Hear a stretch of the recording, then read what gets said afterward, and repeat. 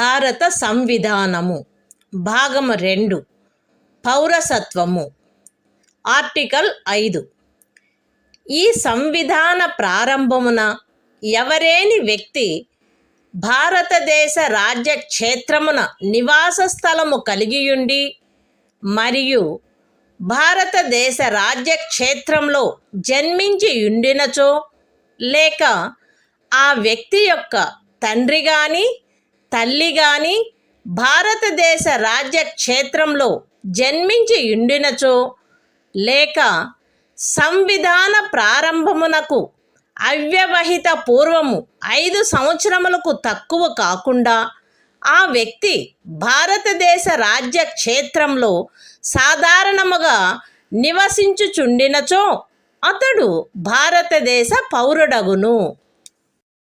Constitution of India, Part 2, Citizenship.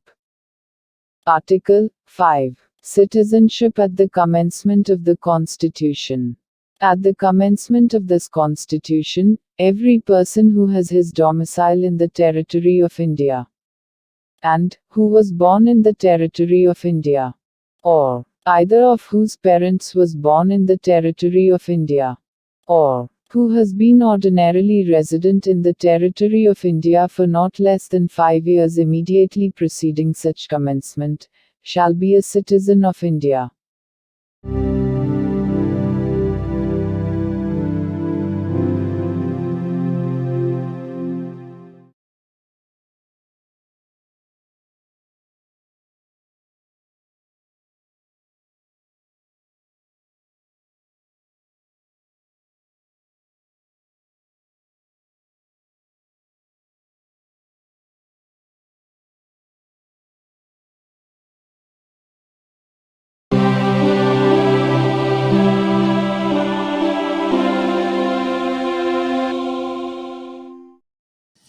భారత సంవిధానము భాగము 2 పౌరసత్వము article 6 5వ అనుచ్ఛేదములో ఏమి ఉన్నప్పటికీ ఇప్పుడు పాకిస్తాన్లో చేరియున్న రాజ్య క్షేత్రము నుండి భారతదేశ రాజ్య క్షేత్రమునకు వలస వచ్చిన వ్యక్తి ఆదిలో అది శాసింపబడినట్టి ఇండియా ప్రభుత్వ చట్టము 1935లో నిర్వచించబడిన ఇండియాలో అతడు గాని అతని తల్లిదండ్రులలో ఎవరైనా కానీ అతని అవ్వ తాతలలో ఎవరైనా కానీ జన్మించి ఉండినచో మరియు అట్టి వ్యక్తి 1948 జూలై 19వ దినమునకు పూర్వము వలస వచ్చిన సందర్భంలో అతడు వలస వచ్చిన తేదీ నుండి భారతదేశ రాజ్య క్షేత్రంలో సాధారణముగా నివసించుచుండినచో లేక అట్టి వ్యక్తి 1948 జూలై 19వ దినమున గాని అటు పిమ్మట గాని అట్లు వలస వచ్చిన సందర్భంలో పౌరులను రిజిస్టర్ చేయుటకై భారతదేశ అధినివేశ ప్రభుత్వముచే నియమించబడిన అధికారికి అందుకై విహితపరచబడిన ప్రరూపములోను రీతిలోను ఈ సంవిధాన ప్రారంభమునకు పూర్వము దరఖాస్తు పెట్టుకొనిన మీదట ఆ అధికారిచే భారతదేశ పౌరుడుగా రిజిస్టర్ చేయబడి ఉండినచో అట్టి వ్యక్తి ఈ సంవిధాన ప్రారంభమున భారతదేశ పౌరుడుగా భావింపబడును. అయితే ఏ వ్యక్తి అయినను అతడు దరఖాస్తు పెట్టుకొనిన తేదీన అవ్యవహిత పూర్వము కనీసము 6 మాసములు భారతదేశ రాజ్య క్షేత్రంలో నివసించి ఉండిననే తప్ప అట్లు register చేయబడరాదు. Constitution of India, Part 2, Citizenship. Article 6. Rights of citizenship of certain persons who have migrated to India from Pakistan. Notwithstanding anything in Article 5, a person who has migrated to the territory of India from the territory now included in Pakistan shall be deemed to be a citizen of India at the commencement of this Constitution, if he, or either of his parents, or any of his grandparents, was born in India, as defined in the Government of India Act, 1935 as originally enacted.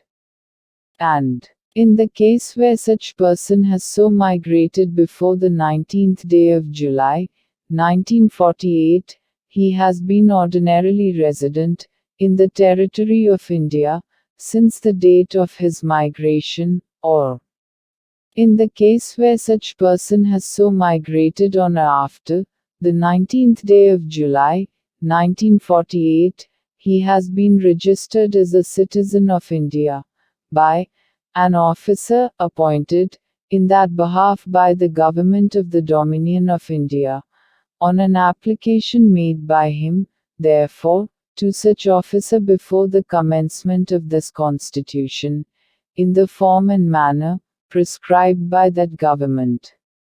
Provided that no person shall be so registered, unless he has been resident in the territory of India, for at least 6 months, immediately preceding the date of his application.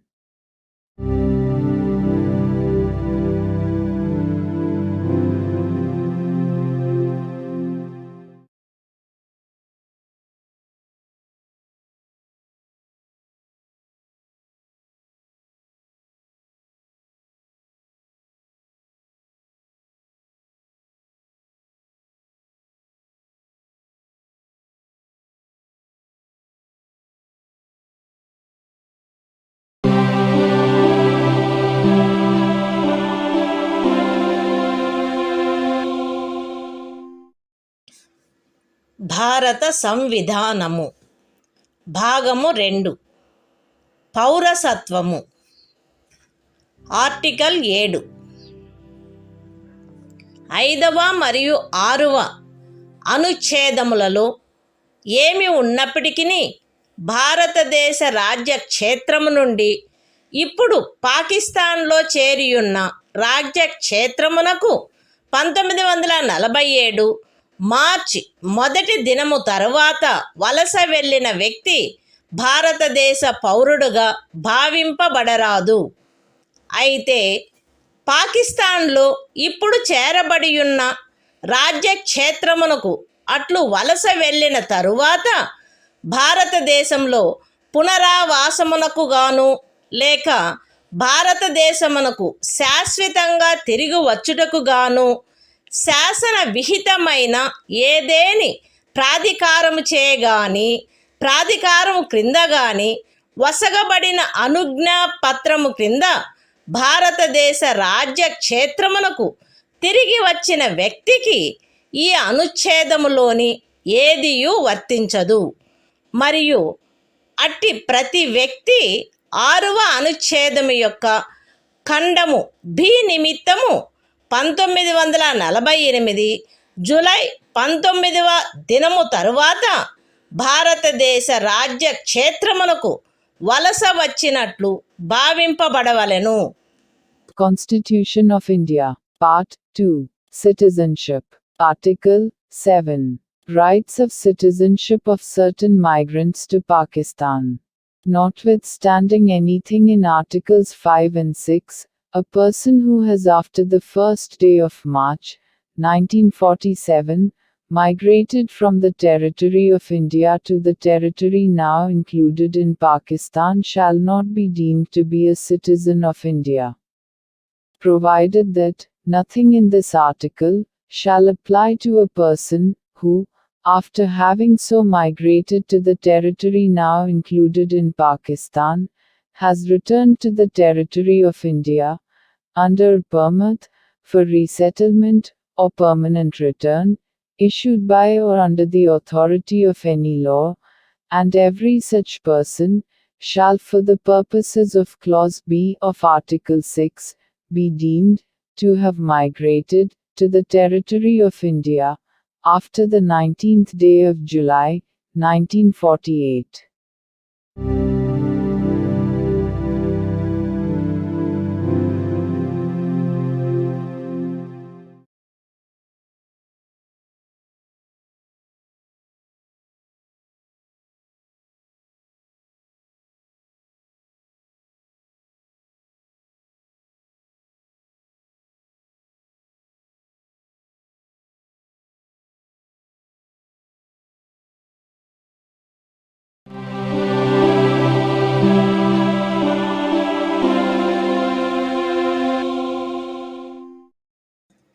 భారత సంవిధానము భాగము 2 పౌరసత్వము article 8 ఐదవ అనుచ్ఛేదములో ఏమి ఉన్నప్పటికీ ఒక వ్యక్తి కానీ అతని తల్లిదండ్రుల్లో ఎవరైనా కానీ అతని అవ్వ తాతలలో ఎవరైనా కానీ ఆదిలో అధిశాసించబడినట్టి ఇండియా ప్రభుత్వ చట్టము 1935లో నిర్వచింపబడిన ఇండియాలో జన్మించియుండి అట్లు నిర్వచింపబడిన ఇండియా వెలుపల ఏ దేశమందైనను సాధారణముగా నివసించుచున్నచో తనను భారతదేశ పౌరునిగా రిజిస్టర్ చేయవలసినదని భారతదేశ అధినివేశ ప్రభుత్వముచే లేక భారత ప్రభుత్వముచే విహితపరచబడిన ప్రరూపములోను రీతిలోను ఈ సంవిధాన ప్రారంభమునకు పూర్వము కానీ లేదా పిమ్మట కానీ అతడు తత్సమయమున నివసించుచున్న దేశమనందలి భారతదేశపు రాజదౌత్య లేక వాణిజ్య ప్రతినిధికి దరఖాస్తు పెట్టుకునిన మీదట అట్టి రాజ్య దౌత్య లేక వాణిజ్య ప్రతినిధిచే భారతదేశ పౌరుడుగా రిజిస్టర్ చేయబడినచో అతడు భారతదేశ పౌరుడుగా భావింపబడవలెను. Constitution of India, Part 2, Citizenship, Article 8. Rights of citizenship of certain persons of Indian origin, residing outside India. Notwithstanding anything in Article 5, any person who or either of whose parents, or any of whose grandparents, was born in India, as defined in the Government of India Act, 1935 as originally enacted, and who is ordinarily residing in any country, outside India, as so defined, shall be deemed to be a citizen of India, if he has been registered as a citizen of India by the diplomatic or consular representative of India in the country where he is for the time being residing.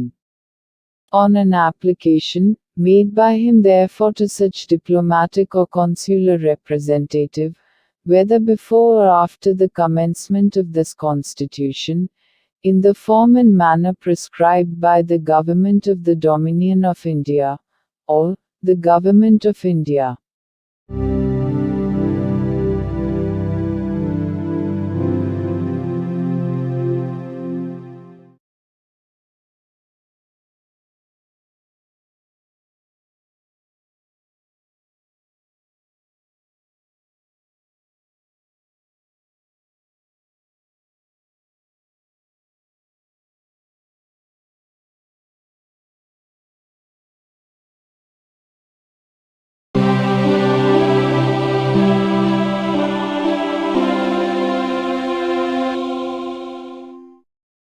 భారత సంవిధానము భాగము 2 పౌరసత్వము article 9 ఏ వ్యక్తి అయినను ఏదేని విదేశీ రాజ్యము యొక్క పౌరసత్వమును తనంతట తాను ఆర్జించి ఉండినచో 5వ అనుచ్ఛేదమును బట్టి భారతదేశ పౌరుడు కారాదు, లేక 6వ అనుచ్ఛేదమును బట్టి కానీ 8వ అనుచ్ఛేదమును బట్టి గాని భారతదేశ పౌరుడుగా భావింపబడరాదు.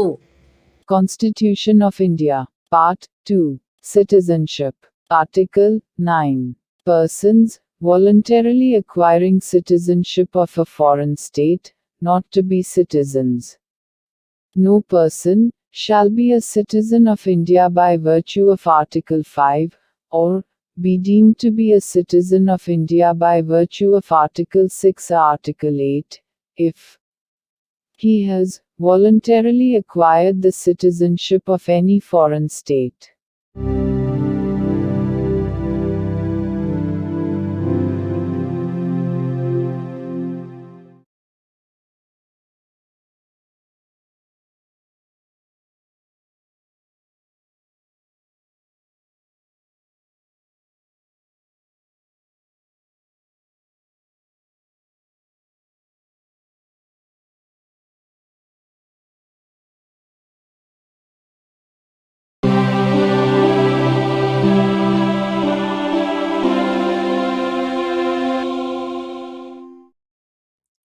భారత సంవిధానము భాగము 2 పౌరసత్వము ఆర్టికల్ 10 ఈ భాగంలోని పూర్వగామి నిబంధనలలో దేని కిందైనను భారతదేశ పౌరుడగు లేక అట్టి పౌరుడుగా భావింపబడు ప్రతి వ్యక్తియు పార్లమెంటుచే చేయబడు ఏదేని శాసనము యొక్క నిబంధనలకు అత్యధీనమై అట్టి పౌరుడుగా కొనసాగవలెను.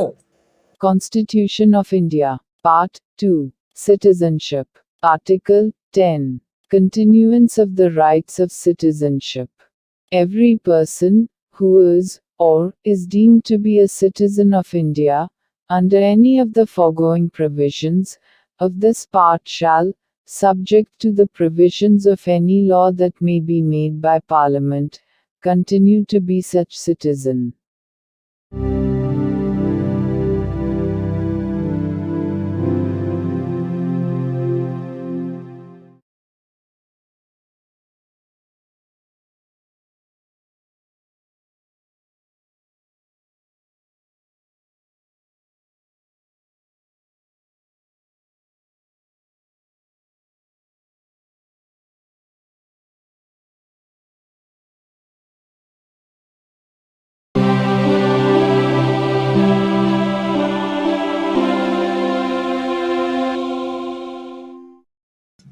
భారత సంవిధానము భాగము 2 పౌరసత్వము ఆర్టికల్ 11 పౌరసత్వ ఆర్జన మరియు సమాప్తిని గూర్చియు పౌరసత్వమునకు సంబంధించిన అన్ని ఇతర విషయములను గూర్చియు ఏదేని నిబంధన చేయుటకు పార్లమెంటుకు గల అధికారమును ఈ భాగము యొక్క పూర్వగామి నిబంధనలో ఉన్నదేదియు న్యూనపరచదు.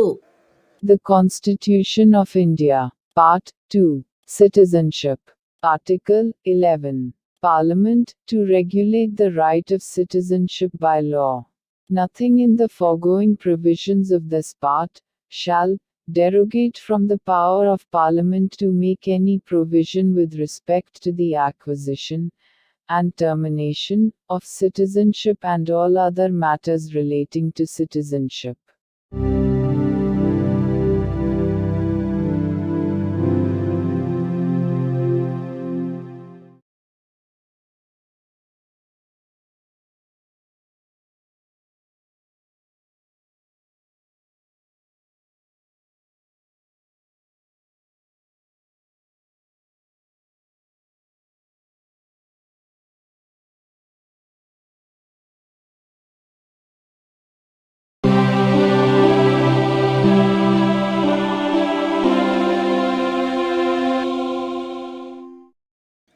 భారత సంవిధానము భాగము 3 మౌలిక హక్కులు సాధారణ విషయములు ఆర్టికల్ 12 ఈ భాగంలో సందర్భము అన్యదా అపేక్షించననే తప్ప రాజ్యము అను పదములో భారతదేశం యొక్క ప్రభుత్వము మరియు పార్లమెంటు ప్రతి రాజ్యం యొక్క ప్రభుత్వము మరియు శాసనమండలి మరియు భారతదేశ రాజ్య క్షేత్రంలోనున్న లేక భారత ప్రభుత్వం యొక్క నియంత్రణలో ఉన్న సమస్త స్థానిక లేక ఇతర ప్రాధికారులు చేరియుండును.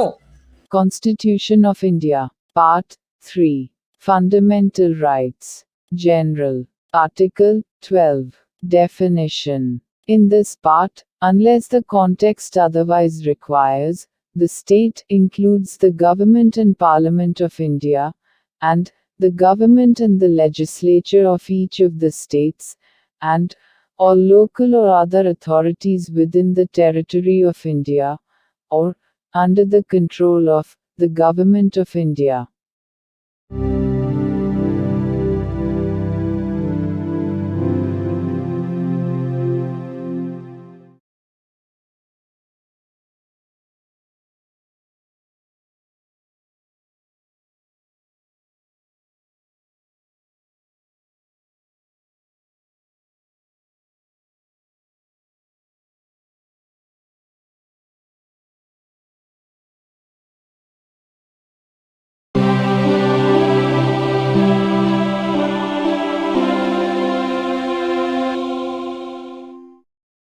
భారత సంవిధానము భాగము 3 మౌలిక హక్కులు సాధారణ విషయములు ఆర్టికల్ 13 ఈ సంవిధాన ప్రారంభమునకు అవ్యవహిత పూర్వము భారతదేశ రాజ్య క్షేత్రంలో అమలులోనున్న శాసనములన్నీయు ఈ భాగములోని నిబంధనలకు ఎంతవరకు అసంగతముగా నుండునో అంతవరకు ప్రభావశూన్యమగును.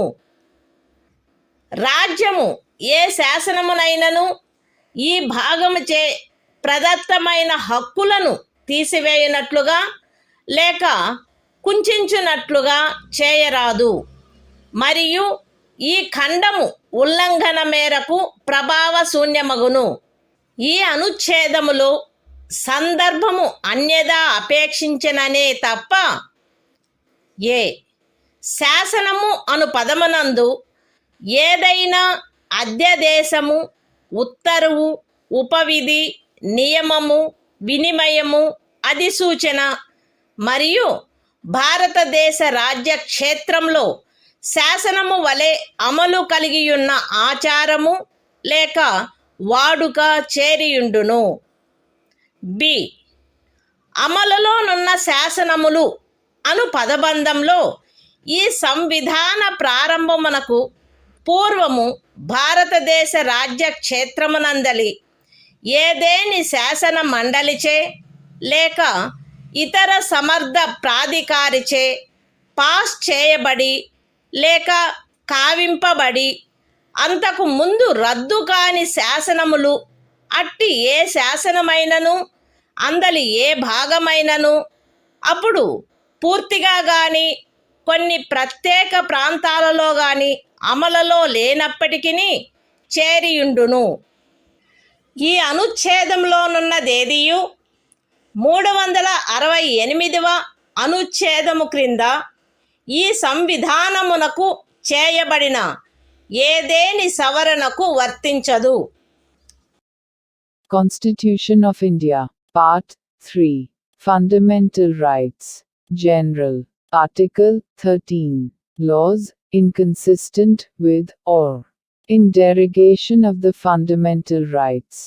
All laws in force in the territory of India immediately before the commencement of this Constitution, in so far as they are inconsistent with the provisions of this part, shall, to the extent of such inconsistency, be void.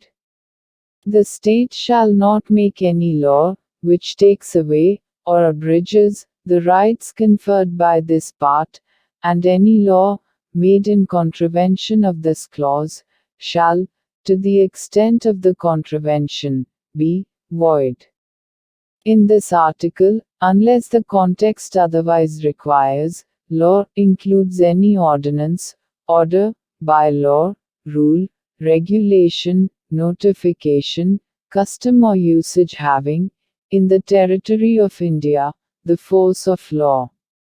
Laws in force includes laws passed or made by a legislature or other competent authority, in the territory of India, before the commencement of this Constitution, and, not previously repealed, notwithstanding that any such law, or any part thereof, may not be then in operation, either at all, or in particular areas.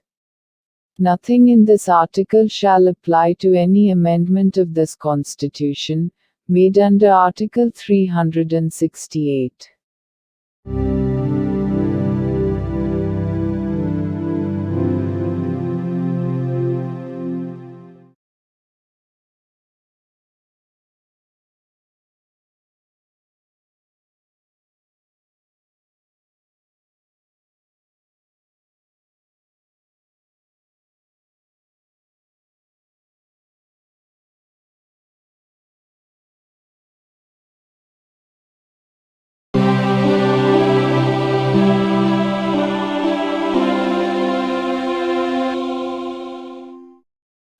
భారత సంవిధానము భాగము 3 మౌలిక హక్కులు సమానత్వమునకు హక్కు article 14 రాజ్యము భారతదేశ రాజ్య క్షేత్రమునందు శాసన దృష్టిలో సమానత్వమును లేక శాసనముల వలన సమాన రక్షణను ఏ వ్యక్తికిని నిరాకరించరాదు.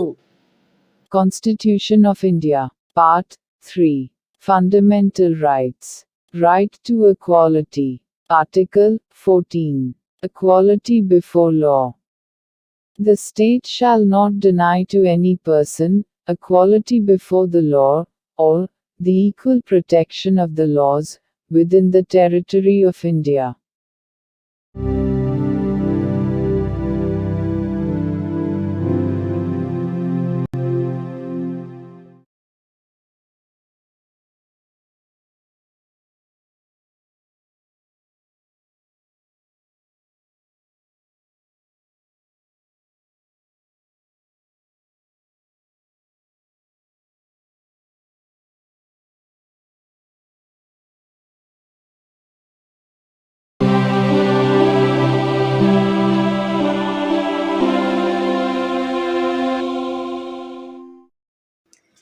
భారత సంవిధానము భాగము 3 మౌలిక హక్కులు సమానత్వమునకు హక్కు.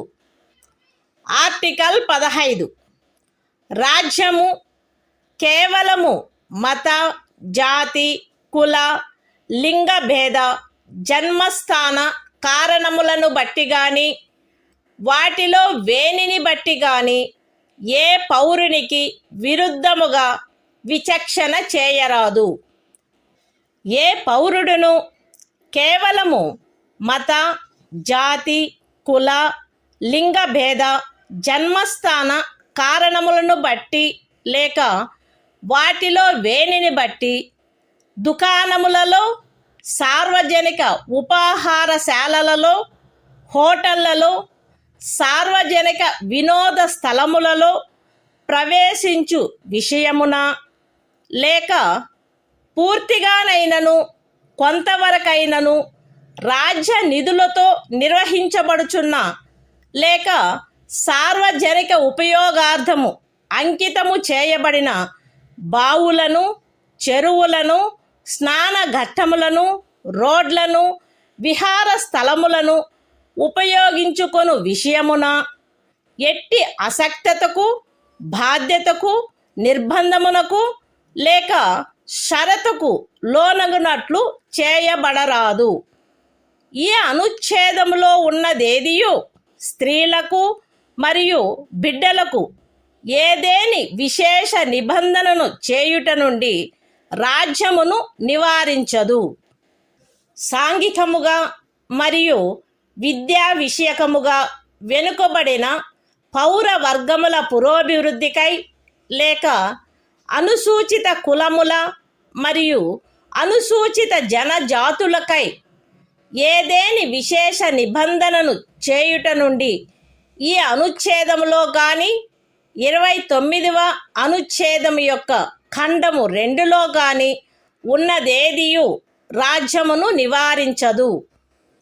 సాంఘికముగా మరియు విద్యా విషయకముగా వెనుకబడిన ఏవేని పౌర వర్గముల పురోభివృద్ధికై లేక అనుసూచిత కులముల లేక అనుసూచిత జనజాతులకై 30వ పరిచ్ఛేదపు ఖండము 1లో నిర్దేశింపబడిన అల్పసంఖ్యాకుల విద్యా సంస్థేతరములైన రాజ్యము ద్వారా సహాయము పొందినవైనను లేక సహాయము పొందని ప్రైవేటు విద్యా సంస్థలతో సహా విద్యా సంస్థలలో వారి ప్రవేశమునకు సంబంధించినంత వరకు శాసనము ద్వారా ఏదేని విశేష నిబంధన చేయుట నుండి ఈ అనుచ్ఛేదములో గాని 19వ అనుచ్ఛేదము యొక్క ఖండము 1లోని ఉపఖండము జీలో గాని ఉన్నదేదియు రాజ్యమును నివారించదు.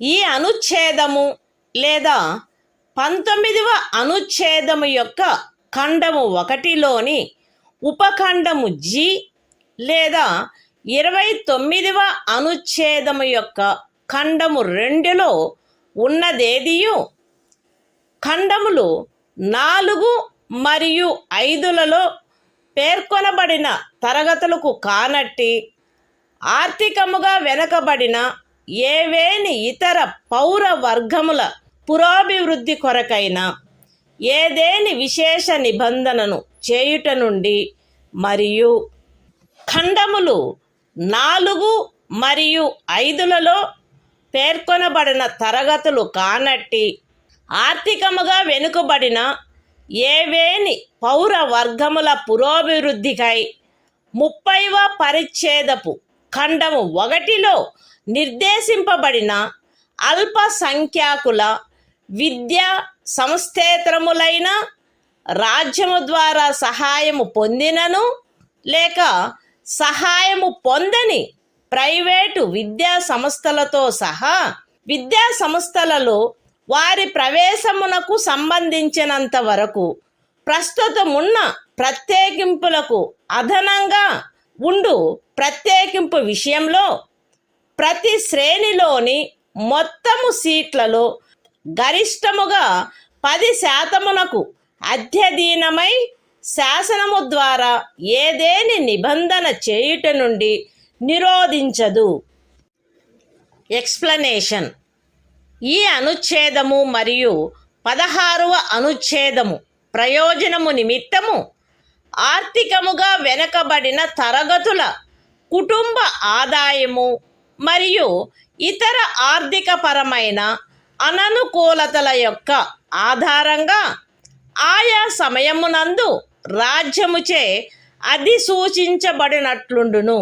Constitution of India, Part 3. Fundamental Rights. Right to Equality. Article 15.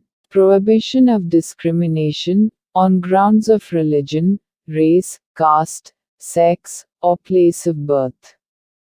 The state shall not discriminate against any citizen on grounds only of religion, race, caste, sex, place of birth, or any of them. No citizen shall, on grounds only of religion, race, caste, sex, place of birth, or any of them, be subject to any disability, liability, restriction, or condition, with regard to access to shops, public restaurants, hotels, and places of public entertainment, or the use of wells, tanks, bathing ghats, roads, and places of public resort, maintained wholly or partly out of state funds, or dedicated to the use of the general public. Nothing in this article shall prevent the state from making any special provision for women and children. Nothing in this article, or in Clause 2 of Article 29, shall prevent the state from making any special provision for the advancement of any socially and educationally backward classes of citizens, or for the scheduled castes and the scheduled tribes.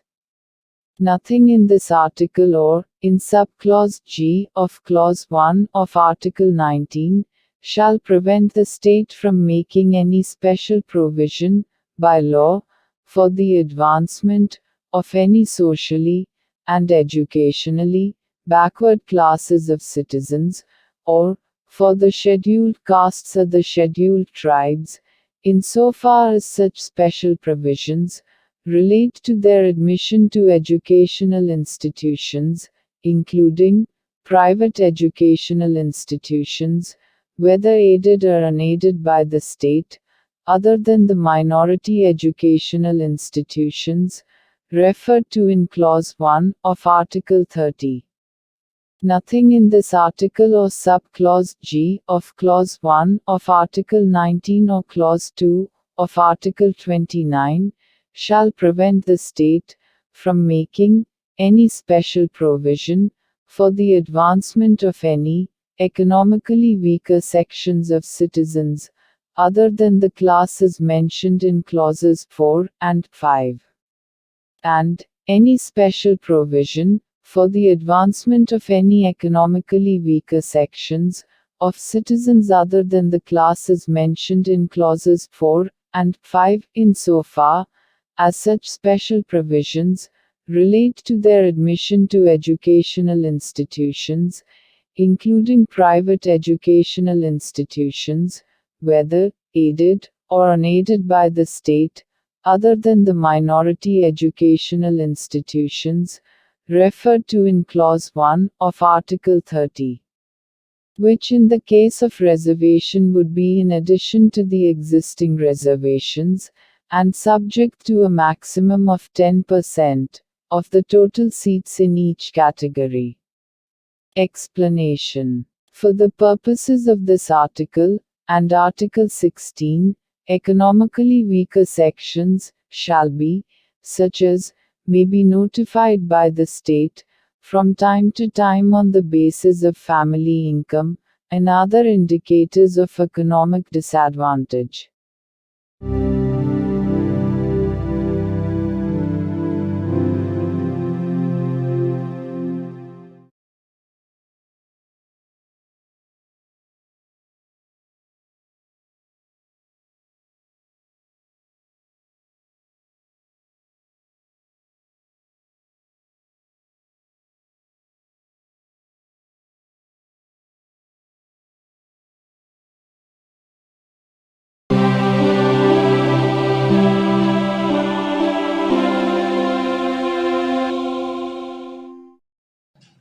భారత సంవిధానము భాగము 3 మౌలిక హక్కులు సమానత్వమునకు హక్కు. Article 16 రాజ్యమునకు అధీనమైన ఏదేని పదవిలో ఉద్యోగమునకు లేక నియామకమునకు సంబంధించిన విషయములలో పౌరులందరకు సమాన అవకాశము ఉండవలెను. కేవలము మత, జాతి, కుల, లింగభేద, అనువంశత, జన్మస్థాన, నివాసస్థాన కారణములను బట్టి కానీ వాటిలో వేనిని బట్టి కానీ ఏ పౌరుడును రాజ్యముకు అధీనమైన ఏ ఉద్యోగమునకైనను పదవికైనను అపాత్రుడు కారాదు.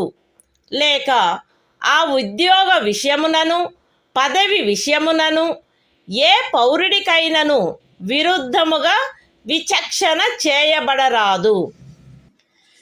ఏదేని రాజ్య ప్రభుత్వమునకు గాని సంఘ రాజ్య క్షేత్ర ప్రభుత్వమునకు గాని అందలి ఏదేని స్థానిక లేక ఇతర ప్రాధికారికి గాని అధీనమయ్యున్న ఒక తరగతి లేక కొన్ని తరగతుల ఉద్యోగముల విషయమున లేక ఏదేని పదవిలో నియామకము చేయు విషయమున అట్టి ఉద్యోగమునకు లేక నియామకమునకు పూర్వము ఆ రాజ్యములో లేక సంఘ రాజ్య క్షేత్రంలో నివాసము ఆవశ్యకమని విహితపరుచు ఏదేని శాసనము చేయుట నుండి ఈ అనుచ్ఛేదములో ఉన్నదేదియు పార్లమెంటును నివారించదు.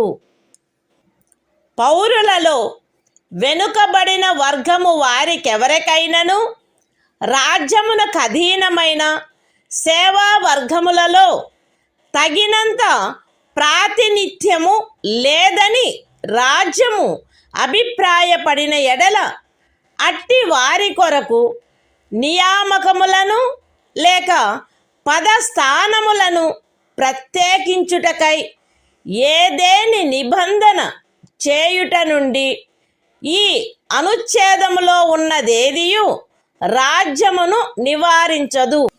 ఈ అనుచ్ఛేదములోనున్నదేదియు అనుసూచిత కులములు మరియు అనుసూచిత జనజాతుల వారికి ఆ రాజ్య సర్వీసులలో చాలినంతగా ప్రాతినిధ్యము వహించుట లేదని అభిప్రాయపడినప్పుడు రాజ్య సర్వీసులోని ఏదేని తరగతి లేక తరగతుల పదవులకు పారిణామిక సీనియారిటీతో పదోన్నతి విషయములలో ప్రత్యేకించుట కొరకు ఏదేని నిబంధనను చేయుట నుండి రాజ్యమును నివారించదు. ఒక ఏడాదిలో రిజర్వేషన్ యొక్క ఏదేని నిబంధనను అనుసరించి ఖండము 4 లేక ఖండము 4A క్రింద ప్రత్యేక తరగతి ఖాళీలుగా చేయబడిన ఖాళీలలో భర్తీ చేయబడని వాటిని తదుపరి సంవత్సరము లేక సంవత్సరములలో భర్తీ చేయుటకై పర్యాలోచన చేయుట నుండి ఈ అనుచ్ఛేదములో ఉన్నదేదియు రాజ్యమును నివారించదు. మరియు అట్టి తరగతి ఖాళీలను మొత్తం ఖాళీల సంఖ్యతో 50% గరిష్ట పరిమితి రిజర్వేషన్ను నిర్ధారించుటను ఏ సంవత్సరంలో అవి భర్తీ చేయబడుచున్నవో ఆ సంవత్సరంలోని ఖాళీలతో కలిపి పర్యాలోచించరాదు. ఏదేని మతమునకు లేదా మత శాఖకు చెందిన సంస్థ యొక్క వ్యవహారములకు సంబంధించిన పదవిని నిర్వహించు వ్యక్తి లేక ఆ సంస్థ యొక్క పాలక వర్గ సభ్యుడు ఫలానా మతమును అవలంబించిన వాడై ఉండవలెనని లేక ఫలానా మత శాఖకు చెందినవాడై ఉండవలెనని నిబంధించు ఏదేని శాసనము యొక్క అమలుకు ఈ అనుచ్ఛేదములో ఉన్నదేదియు భంగము కలిగించదు.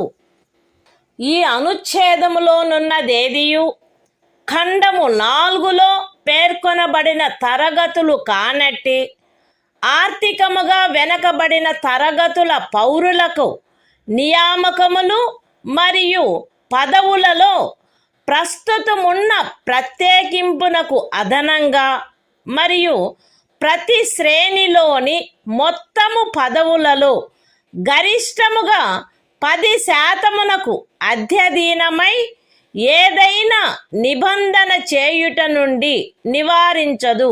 Constitution of India, Part 3. Fundamental Rights. Right to Equality. Article 16. Equality of opportunity in matters of public employment. There shall be equality of opportunity for all citizens in matters relating to employment or appointment to any office under the state.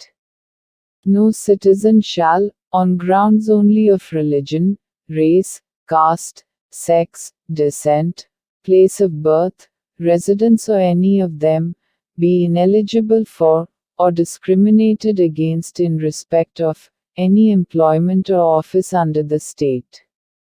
Nothing in this article shall prevent Parliament from making any law, prescribing, in regard to a class, or classes, of employment, or appointment to an office, under the government of, or any local or other authority, within a state or union territory. Any requirement as to residence within that state or union territory prior to such employment or appointment. Nothing in this article shall prevent the state from making any provision for the reservation of appointments, or posts, in favor of any backward class of citizens, which, in the opinion of the state, is not adequately represented in the services under the state. Nothing in this article shall prevent the state from making any provision for reservation, in matters of promotion, with consequential seniority, to any class or classes of posts in the services under the state, in favor of the scheduled castes and the scheduled tribes, which, in the opinion of the state, are not adequately represented in the services under the state. Nothing in this article shall prevent the state from considering any unfilled vacancies of a year, which are reserved for being filled up in that year, in accordance with any provision for reservation made under Clause 4 or Clause 4A, as a separate class of vacancies to be filled up in any succeeding year, or years, and such class of vacancies shall not be considered together with the vacancies of the year in which they are being filled up for determining the ceiling of 50% reservation on total number of vacancies of that year. Nothing in this article shall affect the operation of any law, which provides that the incumbent of an office in connection with the affairs of any religious or denominational institution, or any member of the governing body thereof, shall be a person professing a particular religion or belonging to a particular denomination. Nothing in this article shall prevent the state from making any provision for the reservation of appointments or posts in favor of any economically weaker sections of citizens, other than the classes mentioned in Clause 4, in addition to the existing reservation, and subject to a maximum of 10% of the posts in each category.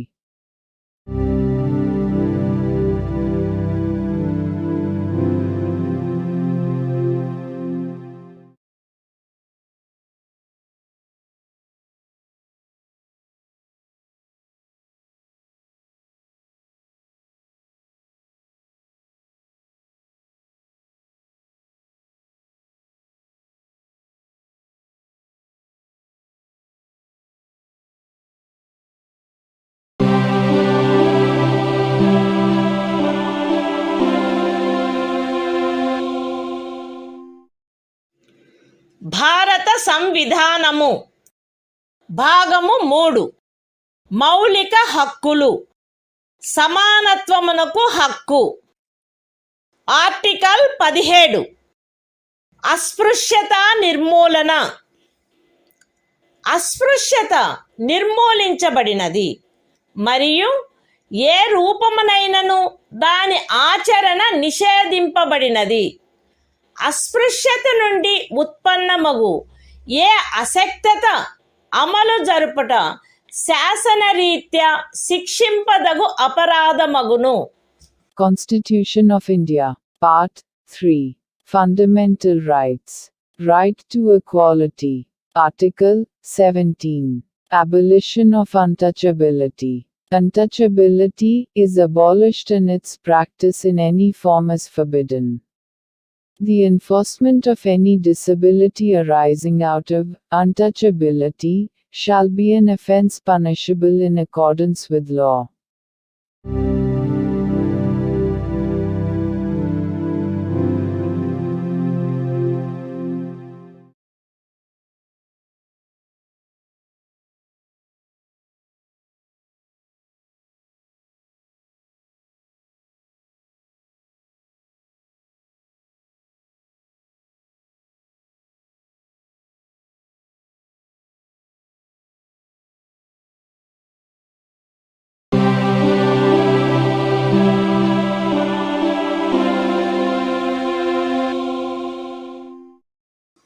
భారత సంవిధానము భాగము 3 మౌలిక హక్కులు సమానత్వమునకు హక్కు.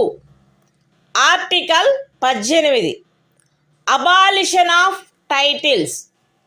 రాజ్యము సైనిక లేక విద్యా సంబంధమైన ఘనతను సూచించినది కానట్టి మరే బిరుదనైనను ప్రదత్తము చేయరాదు.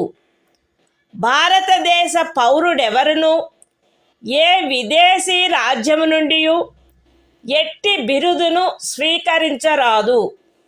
భారతదేశ పౌరుడు కాని ఏ వ్యక్తియు తాను రాజ్యము ఖదీనమైన ఏదేని లాభాయుత లేక విశ్వాసయుత పదవిలో ఉన్నంతకాలము రాష్ట్రపతి సమ్మతి లేకుండా ఏ విదేశీ రాజ్యము నుండి ఎట్టి బిరుదును స్వీకరించరాదు.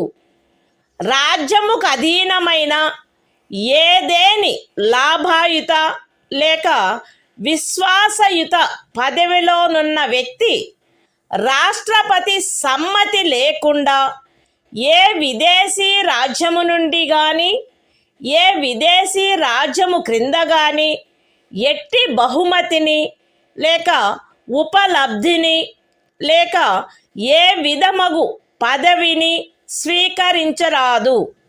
Constitution of India, Part 3. Fundamental Rights. Right to Equality. Article 18. Abolition of Titles. 1. No title, not being a military or academic distinction, shall be conferred by the state. 2. No citizen of India shall accept any title from any foreign state. 3. No person who is not a citizen of India shall, while he holds any office of profit or trust under the state, accept without the consent of the President, any title from any foreign state. 4.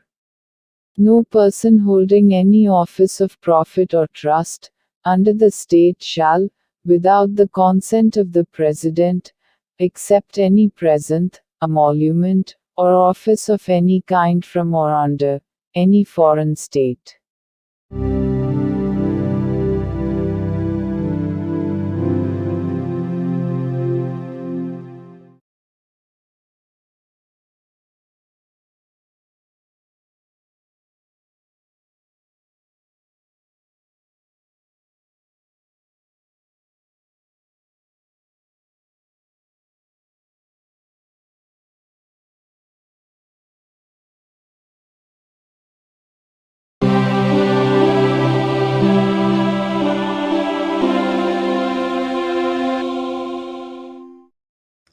భారత సంవిధానము భాగము 3 మౌలిక హక్కులు.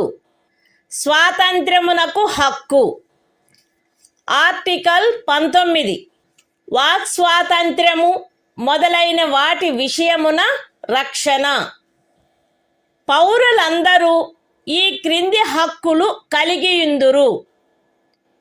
A walk స్వాతంత్రమునకు మరియు భావ ప్రకటన స్వాతంత్ర్యమునకు. B శాంతియుతముగాను మరియు ఆయుధములు లేకుండాను సమావేశమగుటకు. C అసోసియేషనులు లేక సంఘములు లేక సహకార సంఘములు ఏర్పాటు చేయుటకు.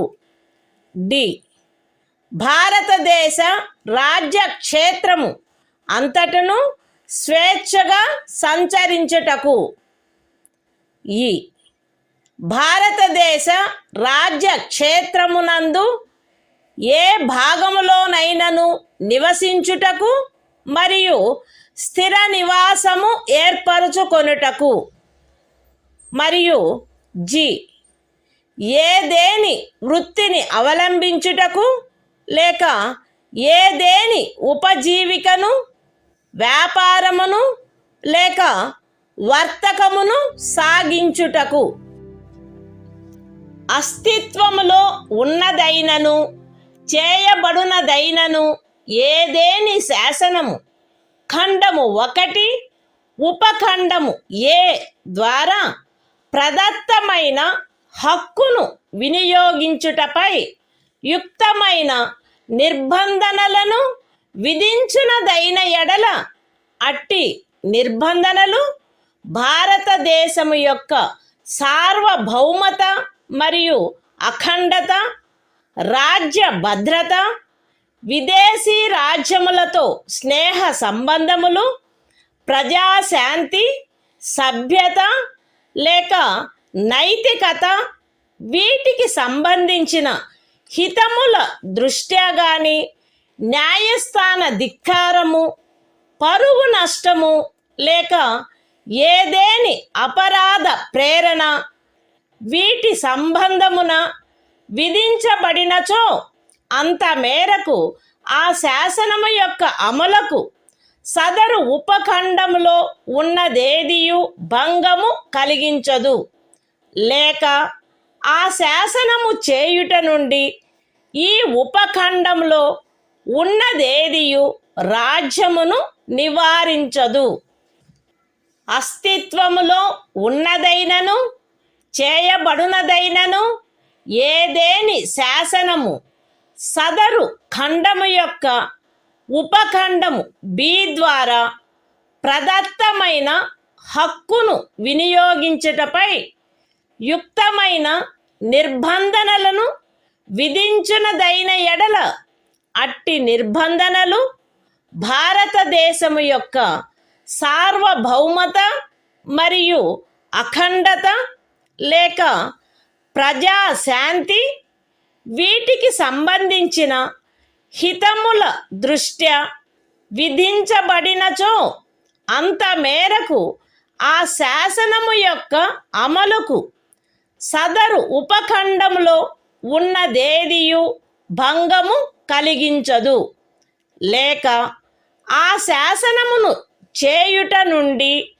ఆ ఉపఖండములో ఉన్నదేదియు రాజ్యమును నివారించదు. అస్తిత్వములో ఉన్నదైనను చేయబడినదైనను ఏదేని శాసనము సదరు ఖండము యొక్క ఉపఖండము సి ద్వారా ప్రదత్తమైన హక్కును వినియోగించుటపై యుక్తమైన నిర్బంధనలను విధించునదైన ఎడల అట్టి నిర్బంధనలు భారతదేశము యొక్క సార్వభౌమత మరియు అఖండత లేక ప్రజాశాంతి లేక నైతికత వీటికి సంబంధించిన హితముల దృష్ట్యా విధించబడినచో అంత మేరకు ఆ శాసనము యొక్క అమలుకు సదరు ఉపఖండములో ఉన్నదేదియు భంగము కలిగించదు, లేక ఆ శాసనము చేయుట నుండి ఆ ఉపఖండములోనున్నదేదియు రాజ్యమును నివారించదు. అస్తిత్వములో ఉన్నదైనను చేయబడినదైనను ఏదేని శాసనము సదరు ఖండము యొక్క ఉపఖండములు డి మరియు ఈ ద్వారా ప్రదత్తమైన ఏదేని హక్కును వినియోగించుటపై యుక్తమైన నిర్బంధనలను విధించునదైన ఎడల అట్టి నిర్బంధనలు జనసామాన్యము యొక్క హితము కొరకు గాని ఏదేని అనుసూచిత జనజాతి యొక్క హితముల రక్షణ కొరకు గాని విధించబడినచో అంత మేరకు ఆ శాసనము యొక్క అమలుకు సదరు ఉపఖండములలో ఉన్నదేదియు భంగము కలిగించదు, లేక ఆ శాసనమును చేయుట నుండి ఆ ఉపఖండములలో ఉన్నదేదియు రాజ్యమును నివారించదు. అస్తిత్వములో ఉన్నదైనను చేయబడునదైనను ఏదేని శాసనము సదరు ఖండము యొక్క ఉపఖండము జి ద్వారా ప్రదత్తమైన ఏదేని హక్కును వినియోగించుటపై యుక్తమైన నిర్బంధనలను విధించునదైన ఎడల అట్టి నిర్బంధనలు జనసామాన్యము యొక్క హితము కొరకు విధించబడినచో అంత మేరకు ఆ శాసనము యొక్క అమలుకు సదరు ఉపఖండములో ఉన్నదేదియు భంగము కలిగించదు, లేక ఆ శాసనమును చేయుట నుండి ఆ ఉపఖండములో ఉన్నదేదియు రాజ్యమును నివారించదు. మరియు ప్రత్యేకించి అస్తిత్వములో ఉన్నదైనను చేయబడునదైనను ఏదేని శాసనము ఈ క్రింద తెలిపిన వాటికి సంబంధించినదైన ఎడల అంత మేరకు ఆ శాసనము యొక్క అమలుకు సదరు ఉపఖండములో ఉన్నదేదియు భంగము కలిగించదు, లేక ఆ శాసనమును చేయుట నుండి ఆ ఉపఖండములో ఉన్నదేదియు రాజ్యమును నివారించదు. అవేవనగా ఏదేని వృత్తిని అవలంబించుటకు లేక ఏదేని ఉపజీవికను, వ్యాపారమును లేక వర్తకమును సాగించుటకు ఆవశ్యకమగు వృత్తి సంబంధమైన లేక సాంకేతిక అర్హతలు లేక పూర్ణత లేక భాగత పౌరులను అపవర్జించైనను అన్యథా అయినను రాజ్యముచే లేక రాజ్యమునకు చెందిన లేక రాజ్యము యొక్క నియంత్రణలోనున్న ఏదేని కార్పొరేషన్చే ఏదేని వ్యాపారము, వర్తకము, పరిశ్రమ లేక సేవ సాగించబడుట. Constitution of India, Part 3. Fundamental Rights. Right to Freedom. Article 19. Protection of certain rights regarding freedom of speech, etc. All citizens shall have the right a. to freedom of speech and expression, b. to assemble peaceably and without arms, c. to form associations or unions or cooperative societies, d. to move freely throughout the territory of India, a. to reside and settle in any part of the territory of India, and g. to practice any profession, or to carry on any occupation, trade or business. Nothing in sub-clause A of clause 1 shall affect the operation of any existing law, or prevent the state from making any law, insofar as such law imposes reasonable restrictions on the exercise of the right conferred by the said sub-clause, in the interests of the sovereignty and integrity of India, the security of the state, friendly relations with foreign states, public order, decency or morality, or in relation to contempt of court, defamation, or incitement to an offense.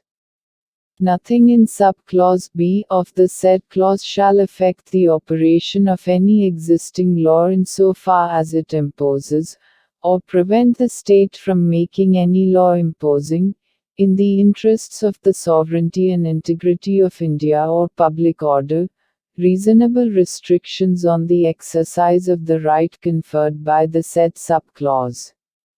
Nothing in sub-clause C of the said clause shall affect the operation of any existing law insofar as it imposes, or prevent the state from making any law imposing, in the interests of the sovereignty and integrity of India or public order or morality, reasonable restrictions on the exercise of the right conferred by the said sub-clause.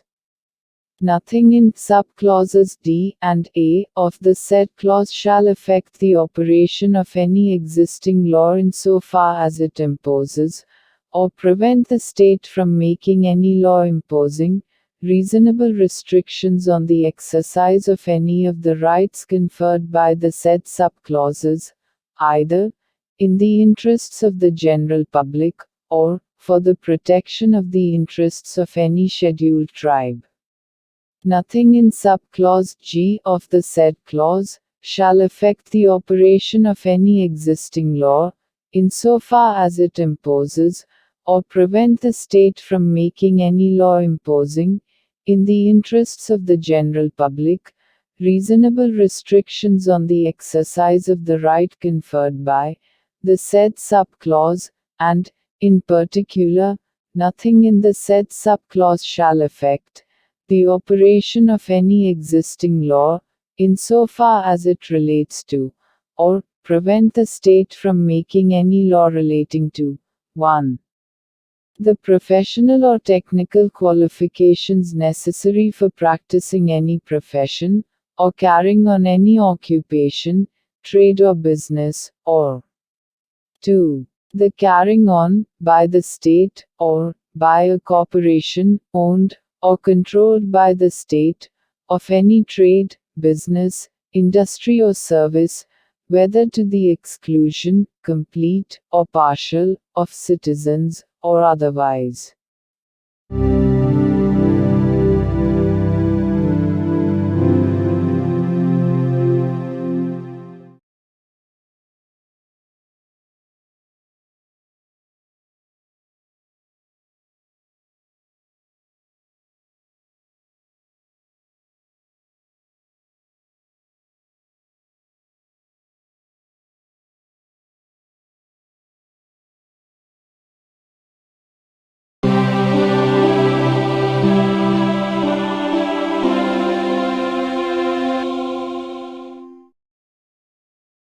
భారత సంవిధానము భాగము 3 మౌలిక హక్కులు స్వాతంత్ర్యమునకు హక్కు article 20 అపరాధములకై నేరస్థాపన విషయమున రక్షణ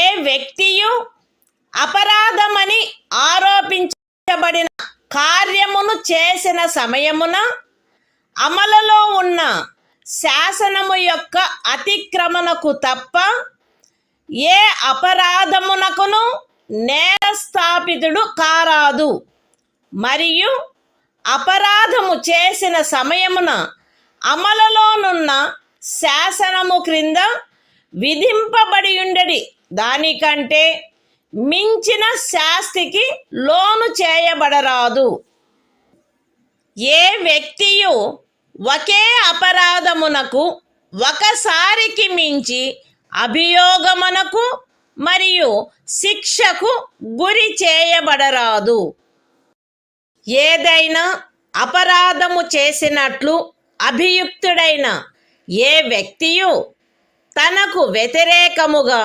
సాక్ష్యము నొసగుటకు బలవంతము చేయబడరాదు. Constitution of India, Part 3. Fundamental Rights.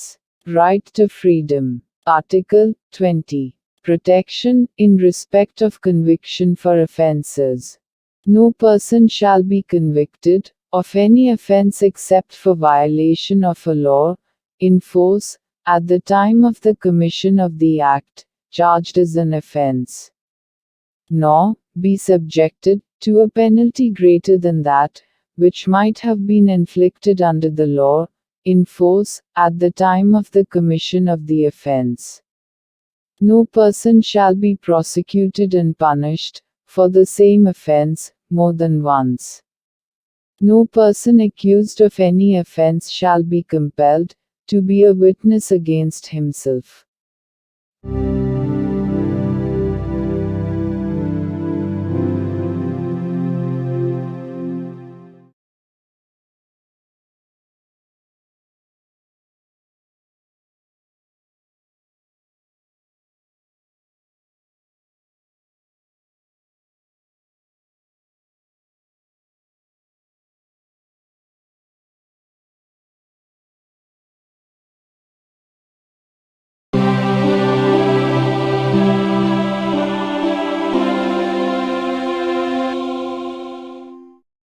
భారత సంవిధానము భాగము 3 మౌలిక హక్కులు స్వాతంత్ర్యమునకు హక్కు ఆర్టికల్ 21 ప్రాణ మరియు వ్యక్తిగత స్వాతంత్ర రక్షణ శాసనము ద్వారా స్థాపితమైన ప్రక్రియ ప్రకారము తప్ప ఏ వ్యక్తి యొక్క ప్రాణము లేక వ్యక్తిగత స్వాతంత్ర్యము హరించబడరాదు. Constitution of India, Part 3. Fundamental Rights. Right to Freedom. Article 21. Protection of life and personal liberty. No person shall be deprived of his life or personal liberty, except according to procedure established by law.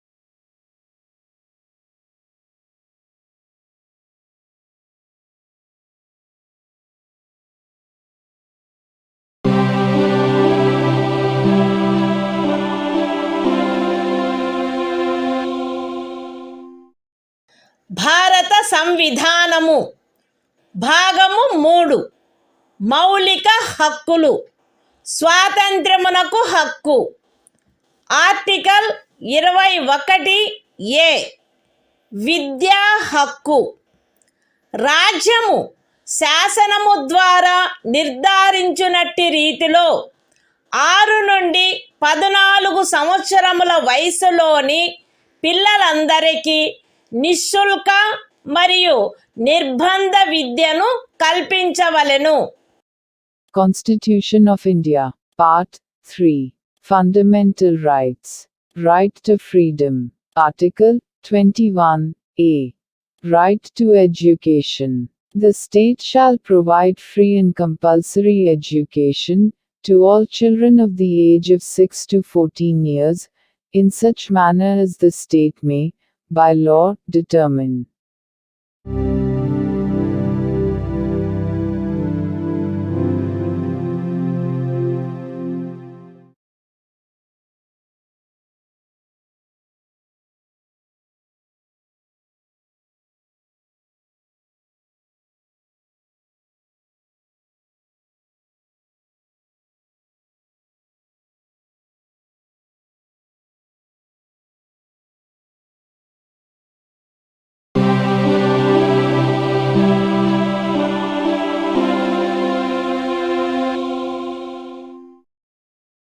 భారత సంవిధానము భాగము 3 మౌలిక హక్కులు స్వాతంత్ర్యమునకు హక్కు article 22 కొన్ని సందర్భములలో arrest మరియు నిరోధము నుండి రక్షణ arrest చేయబడిన ఏ వ్యక్తియు అట్టి అరెస్టుకు గల కారణములను గూర్చి వీలైనంత త్వరితముగా తెలియజేయబడకుండా అభిరక్షణలో నిరోధించబడరాదు మరియు తాను కోరిన న్యాయవాది సలహా పొందుటకు అట్టి న్యాయవాదిచే ప్రతివాదన చేయించుకొనుటకు గల హక్కు అతనికి నిరాకరించబడరాదు. అరెస్టు చేయబడి అభిరక్షణలో నిరోధించబడిన ప్రతి వ్యక్తి అట్లు అరెస్టు చేయబడిన తరువాత అరెస్టు చేయబడిన స్థలము నుండి అక్కడికి అత్యంత సమీపమున గల మెజిస్ట్రేటు న్యాయస్థానమునకు అతనిని తీసుకొని పోవుటకు ఆవశ్యకమైన కాలమును మినహాయించి 24 గంటల లోపల అట్టి మెజిస్ట్రేటు సమక్షమున హాజరుపరచబడవలెను మరియు అట్టి ఏ వ్యక్తియు మెజిస్ట్రేట్ యొక్క ప్రాధికారం లేకుండా సదరు కాలావధికి మించి అభిరక్షణలో నిరోధించబడరాదు. ఖండములు 1 మరియు 2లో ఉన్నదేదియు ఈ క్రింది వ్యక్తికి వర్తించదు. తత్సమయమున శత్రుదేశీయుడైన ఎవరేని వ్యక్తి లేక నివారక నిరోధమును నిబంధించు ఏదేని శాసనము క్రింద అరెస్టు చేయబడిన లేక నిరోధింపబడిన ఎవరేని వ్యక్తి నివారక నిరోధము కొరకు నిబంధించు శాసనము ఏదియు ఉన్నత న్యాయస్థానపు న్యాయాధీశునిగా నియమింపబడిన లేక నియమింపబడుటకు అర్హత కలిగిన వ్యక్తులతో కూడిన సలహా బోర్డు తన అభిప్రాయంలో సదరు 3 మాసములకు మించి నిరోధించుటకు తగినంత కారణము కలదని సదరు కాలావధి ముగియుటకు పూర్వము రిపోర్టు చేసిననే తప్ప. అయితే ఈ ఖండములోనున్నదేదియు ఖండము 7 యొక్క ఉపఖండము B క్రింద పార్లమెంటు చేసిన ఏదేని శాసనము ద్వారా విహితమైన గరిష్ట కాలావధికి మించి ఏ వ్యక్తినైనను నిరోధించుటకు ప్రాధికారము నొసగదు లేక అట్టి వ్యక్తి ఖండము 7 యొక్క ఉపఖండములు A మరియు Bల క్రింద పార్లమెంటు చేయబడిన ఏదేని శాసనము యొక్క నిబంధనలను అనుసరించి నిరోధించబడిననే తప్ప ఒక వ్యక్తిని 3 మాసముల కంటే ఎక్కువ కాలావధికి నిరోధించుటకు ప్రాధికారము నొసగదు. నివారక నిరోధమును నిబంధించు ఏదేని శాసనము క్రింద చేయబడిన ఉత్తర్వును అనుసరించి ఎవరేని వ్యక్తి నిరోధించబడినప్పుడు అట్లు ఉత్తర్వు చేయు ప్రాధికారి అట్టి ఉత్తర్వును చేయుటకు గల కారణములను వీలైనంత త్వరితముగా ఆ వ్యక్తికి తెలియపరచవలెను. మరియు ఆ ఉత్తర్వుకు విరుద్ధముగా విన్నవించుకొనుటకు అతనికి శీఘ్రతమైన అవకాశమును కలిగించవలెను. ఖండము 5లో నిర్దేశింపబడిన ఉత్తర్వును చేయు ప్రాధికారి ఏ సంగతులను వెల్లడించుట ప్రజాహితమునకు విరుద్ధమని తలచునో అట్టి సంగతులను అతడు వెల్లడించవలెనని సదరు ఖండములోనిదేదియు అపేక్షించరాదు. పార్లమెంటు శాసనము ద్వారా ఈ క్రింది విషయములను విహితము చేయవచ్చును. ఏ. ఖండము 4 యొక్క ఉపఖండము ఏలోని నిబంధనలను అనుసరించి సలహా బోర్డు యొక్క అభిప్రాయమును పొందకుండా నివారక నిరోధమును నిబంధించు ఏదేని శాసనము క్రింద ఏదేని తరగతికి లేక తరగతులకు చెందిన కేసులలో ఒక వ్యక్తిని 3 మాసములకు మించిన కాలావధికి నిరోధించుటకైన పరిస్థితులను. బి. నివారక నిరోధమును నిబంధించు ఏదేని శాసనము క్రింద ఏదేని తరగతికి లేక తరగతులకు చెందిన కేసులలో ఎవరేని వ్యక్తి యొక్క నిరోధమునకు గరిష్ట కాలావధి. మరియు సి. ఖండము 4 యొక్క ఉపఖండము ఏ క్రింద పరిశీలనలో సలహా బోర్డు అనుసరించవలసిన ప్రక్రియ. Constitution of India, Part 3. Fundamental Rights. Right to Freedom. Article 22. Protection against arrest and detention in certain cases. 1. No person who is arrested shall be detained in custody without being informed, as soon as may be, of the grounds for such arrest. Nor shall he be denied the right to consult, and to be defended by, a legal practitioner of his choice. 2. Every person who is arrested and detained in custody shall be produced before the nearest magistrate, within a period of 24 hours, of such arrest excluding the time necessary for the journey from the place of arrest, to the court of the magistrate, and no such person shall be detained in custody beyond the set period, without the authority of a magistrate. 3. Nothing in clauses 1 and 2 shall apply to any person who for the time being is an enemy alien, or to any person who is arrested or detained, under any law providing for preventive detention. 4. No law providing for preventive detention shall authorize the detention of a person, for a longer period than 3 months. Unless, an advisory board consisting of persons, who are, or have been, or are qualified to be appointed as, judges of a high court, has reported, before the expiration of the said period of 3 months, that there is in its opinion sufficient cause for such detention. Provided that nothing in this subclause shall authorize the detention of any person, beyond the maximum period prescribed by any law made by Parliament, under subclause B of clause 7. Or, such person is detained, in accordance with the provisions of any law made by Parliament, under subclauses A and B of clause 7. 5. When any person is detained in pursuance of an order made under any law, providing for preventive detention, the authority making the order shall, as soon as may be, communicate to such person the grounds on which the order has been made, and shall afford him the earliest opportunity of making a representation against the order.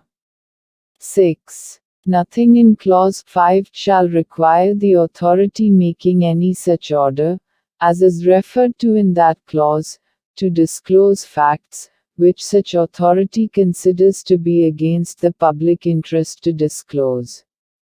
7. Parliament may by law prescribe a. the circumstances, under which in the class, or classes of cases, in which a person may be detained for a period longer than 3 months, under any law providing for preventive detention, without obtaining the opinion of an advisory board, in accordance with the provisions of subclause A of clause 4. B. The maximum period, for which any person may in any class, or classes of cases, be detained, under any law, providing for preventive detention. And C. The procedure to be followed by an advisory board, in an inquiry, under subclause A of clause 4.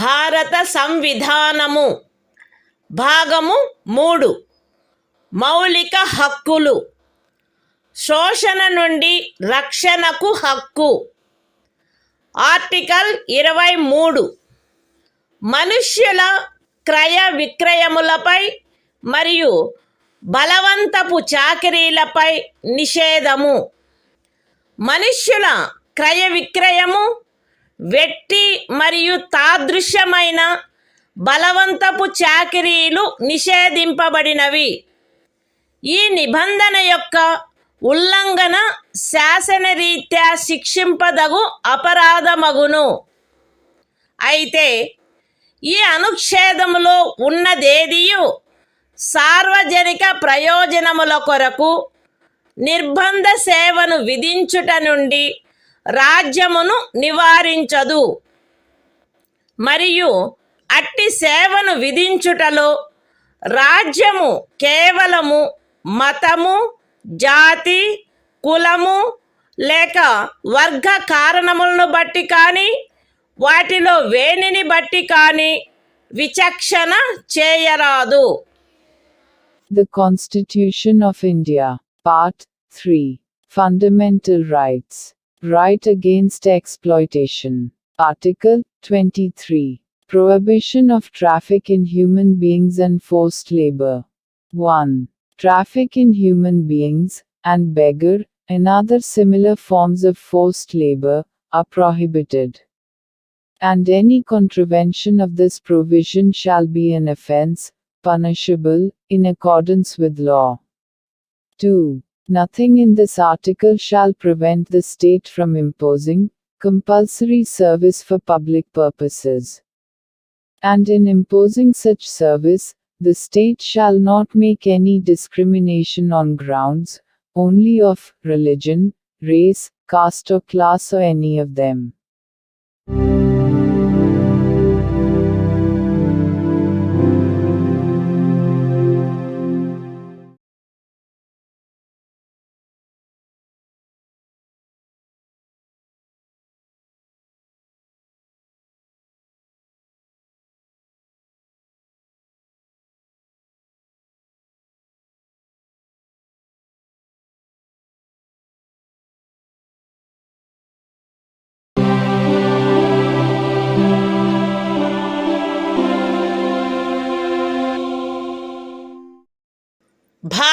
సంవిధానము భాగము 3 మౌలిక హక్కులు శోషణ నుండి రక్షణకు హక్కు article 24 కర్మాగారాలు మొదలైన వాటిలో బిడ్డలను ఉద్యోగములో నుంచుటపై నిషేధము 14 సంవత్సరముల లోపు వయసు గల ఏ బిడ్డయు ఏ కర్మాగారములో కానీ గనిలో కానీ పని చేయుటకు ఉద్యోగములో ఉంచబడరాదు లేక అపాయకరమైన ఏదేని ఇతర ఉద్యోగములలో ఉంచబడరాదు. The Constitution of India, Part 3. Fundamental Rights. Right against exploitation. Article 24. Prohibition of employment of children in factories, etc. No child below the age of 14 years shall be employed to work in any factory or mine, or engaged in any other hazardous employment.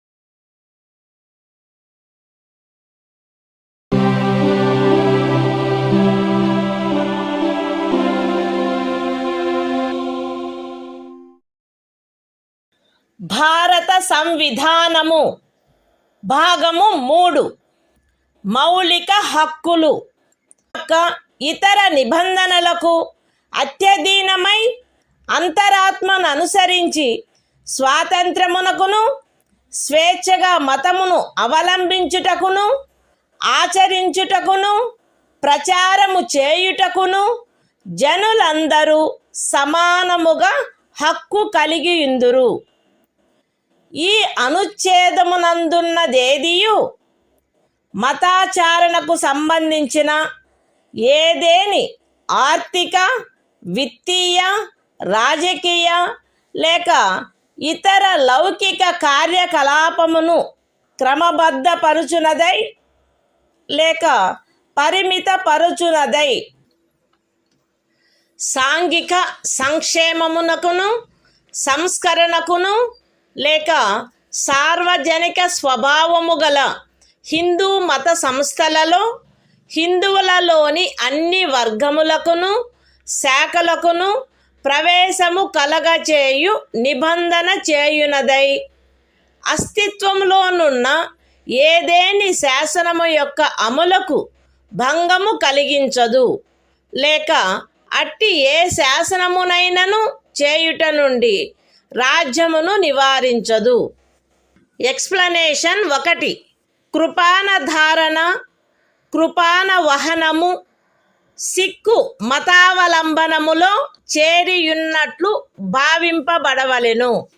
Explanation 2 ఖండము 2 యొక్క ఉపఖండము below హిందువులను గూర్చిన నిర్దేశమునందు సిక్కు జైన లేక బౌద్ధ మతావలంబ వ్యక్తులను గూర్చిన నిర్దేశము చేరియున్నట్లు అన్వయించబడవలెను మరియు హిందూ మత సంస్థలను గూర్చిన నిర్దేశము తదనుసారముగా అన్వయించబడవలెను.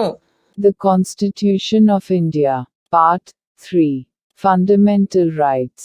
Right to freedom of religion. Article 25. Freedom of conscience and free profession, practice and propagation of religion. 1. Subject to public order, morality and health, and, to the other provisions of this part, all persons are equally entitled to freedom of conscience, and the right, freely to profess, practice, and propagate religion.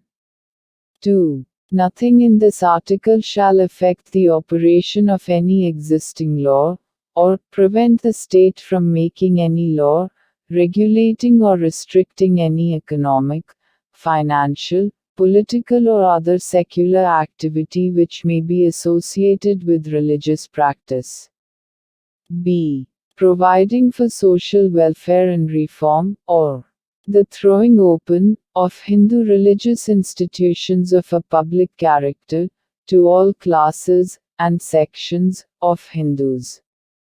Explanation 1. The wearing and carrying of kirpans shall be deemed to be included in the profession of the Sikh religion.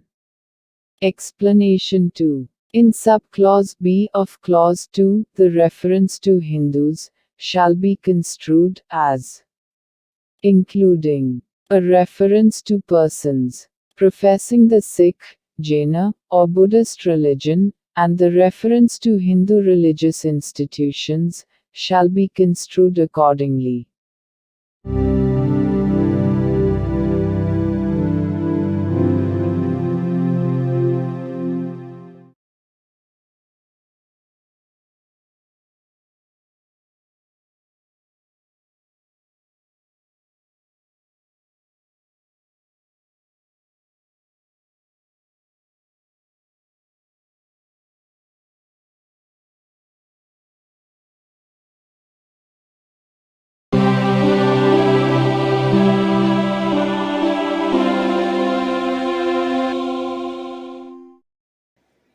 భారత సంవిధానము భాగము 3 మౌలిక హక్కులు మత స్వాతంత్ర్యపు హక్కు article 26 మత వ్యవహార నిర్వహణ స్వాతంత్ర్యము ప్రజాశాంతికి నైతికతకు మరియు ఆరోగ్యమునకు అత్యధీనమై ప్రతి మత శాఖ లేక అందలి ఏ ఉపశాఖైనను ఈ క్రింది హక్కును కలిగియుండును.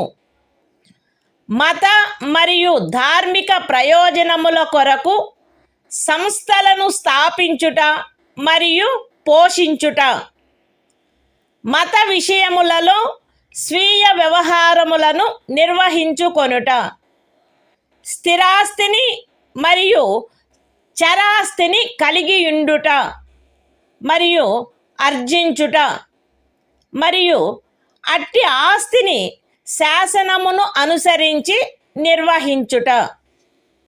The Constitution of India, Part 3. Fundamental Rights. Right to freedom of religion. Article 26. Freedom to manage religious affairs. Subject to public order, morality and health, every religious denomination, or any section thereof, shall have the right a. to establish and maintain institutions for religious and charitable purposes. b. to manage its own affairs, in matters of religion. c. to own and acquire movable and immovable property, and d. to administer such property in accordance with law.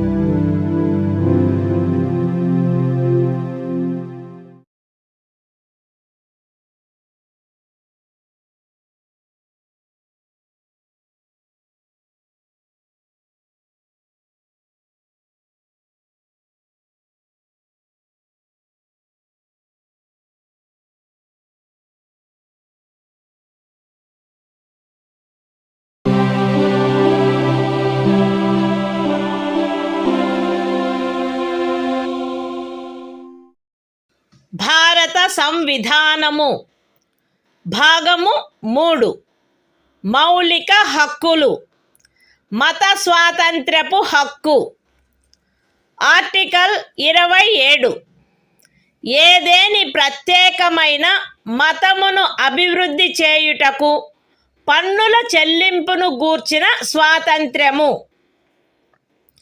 ఏదేని ప్రత్యేకమైన మతమును లేక మత శాఖను అభివృద్ధి చేయుటకు లేక పోషించుటకు అగు ఖర్చులను భరించుటకై ఏ పన్నుల వలన రాబడి నిర్దిష్టముగా కేటాయించబడునో ఆ పన్నులను చెల్లించుటకు ఏ వ్యక్తిని బలవంత పెట్టరాదు. The Constitution of India, Part 3. Fundamental Rights. Right to freedom of religion. Article 27. Freedom as to payment of taxes for promotion of any particular religion. No person shall be compelled to pay any taxes, the proceeds of which are specifically appropriated in payment of expenses for the promotion or maintenance of any particular religion or religious denomination.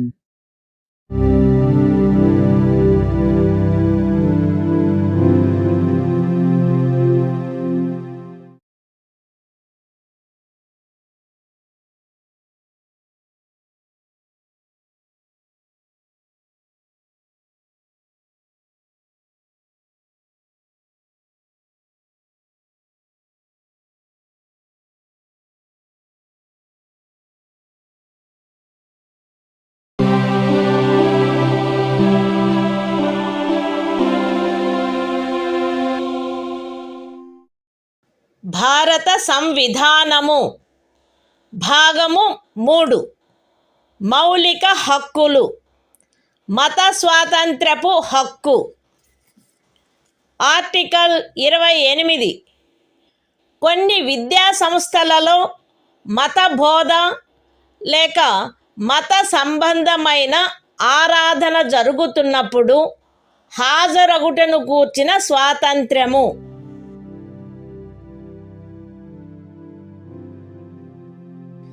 రాజ్య నిధుల నుండి సంపూర్ణముగా పోషింపబడుచున్న ఏ విద్యా సంస్థలోనూ ఎట్టి మత బోధనకైనను ఏర్పాటు చేయరాదు.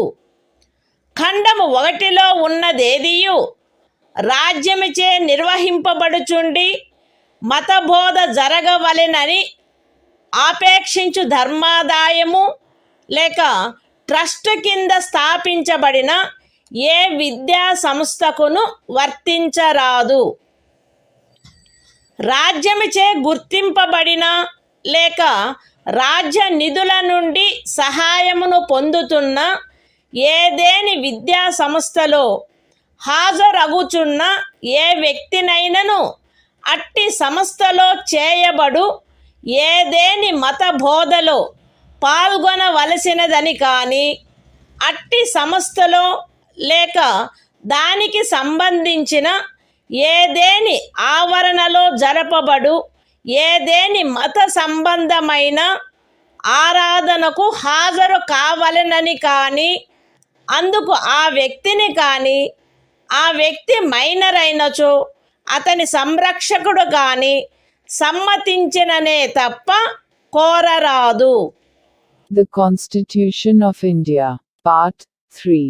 Fundamental Rights. Right to freedom of religion. Article 28. Freedom as to attendance at religious instruction or religious worship in certain educational institutions. 1. No religious instruction shall be provided in any educational institution, wholly maintained out of state funds. 2. Nothing in Clause 1 shall apply to an educational institution which is administered by the state, but has been established under any endowment or trust, which requires that religious instruction shall be imparted in such institution. 3. No person attending any educational institution recognized by the state, or receiving aid out of state funds, shall be required to take part in any religious instruction that may be imparted in such institution, or to attend any religious worship that may be conducted in such institution or in any premises attached thereto, unless such person or, if such person is a minor, his guardian has given his consent thereto.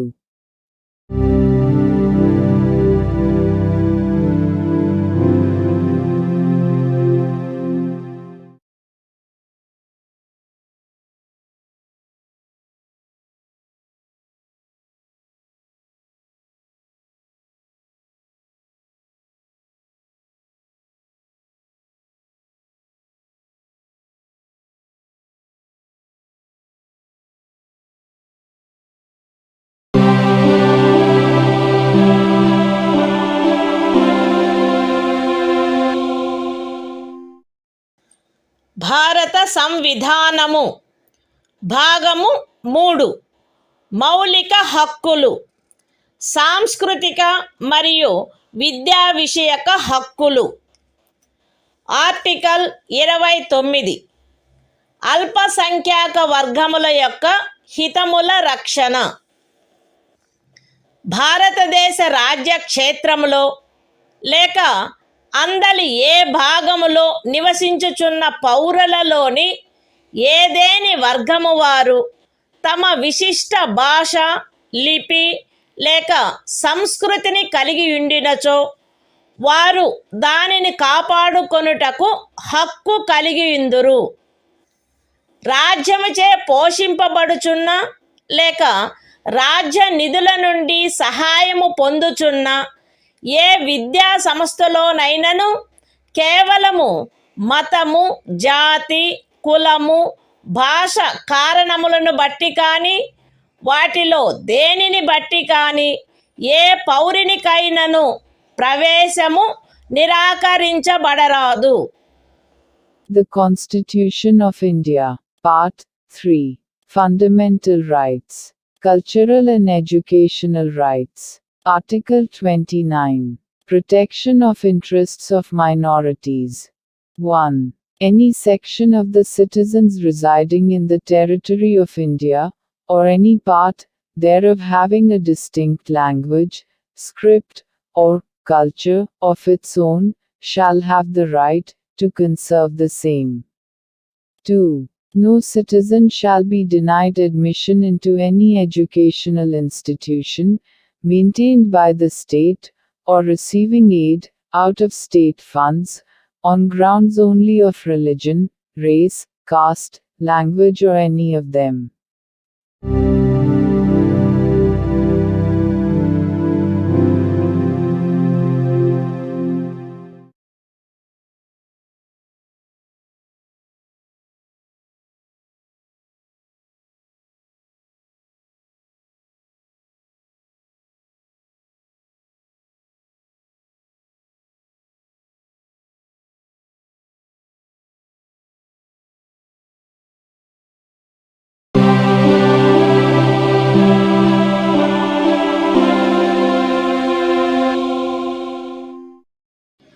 భారత సంవిధానము భాగము 3 మౌలిక హక్కులు సాంస్కృతిక మరియు విద్యా విషయక హక్కులు article 30 విద్యా సంస్థలను స్థాపించుటకు మరియు నిర్వహించుటకు అల్పసంఖ్యాక వర్గములకు గల హక్కు మత ప్రాతిపదికపై కానీ భాషా ప్రాతిపదికపై కానీ ఏర్పడిన అల్పసంఖ్యాక వర్గముల వారందరూ తమకు అభీష్టమైన విద్యా సంస్థలను స్థాపించుకొనుటకును నిర్వహించుకొనుటకును హక్కు కలిగి ఉందురు.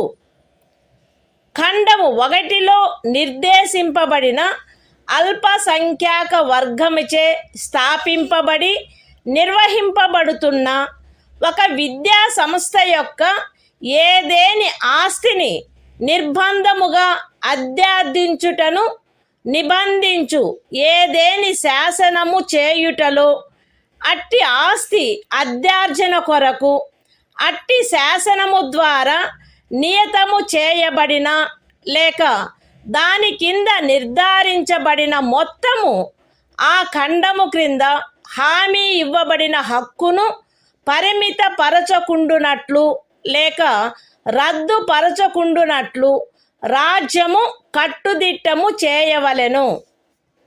విద్యా సంస్థలకు సహాయము చేయు సందర్భములలో మత ప్రాతిపదికపై లేక భాషా ప్రాతిపదికపై ఏర్పడిన అల్పసంఖ్యాక వర్గము యొక్క నిర్వహణలో ఉన్నదను కారణమును బట్టి ఏ విద్యా సంస్థకు విరుద్ధముగాను రాజ్యము విచక్షణ చేయరాదు.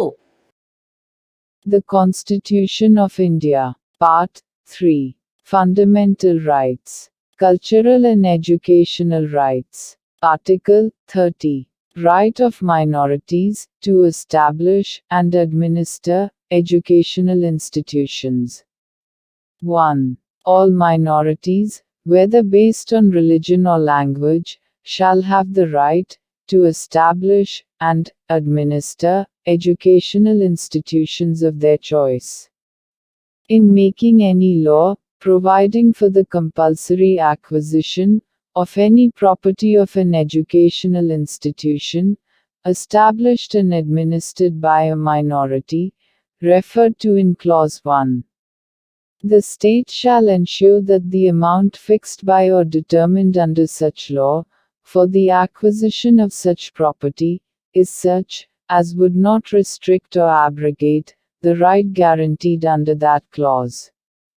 2. The state shall not, in granting aid to educational institutions, discriminate against any educational institution, on the ground that it is under the management of a minority, whether based on religion or language.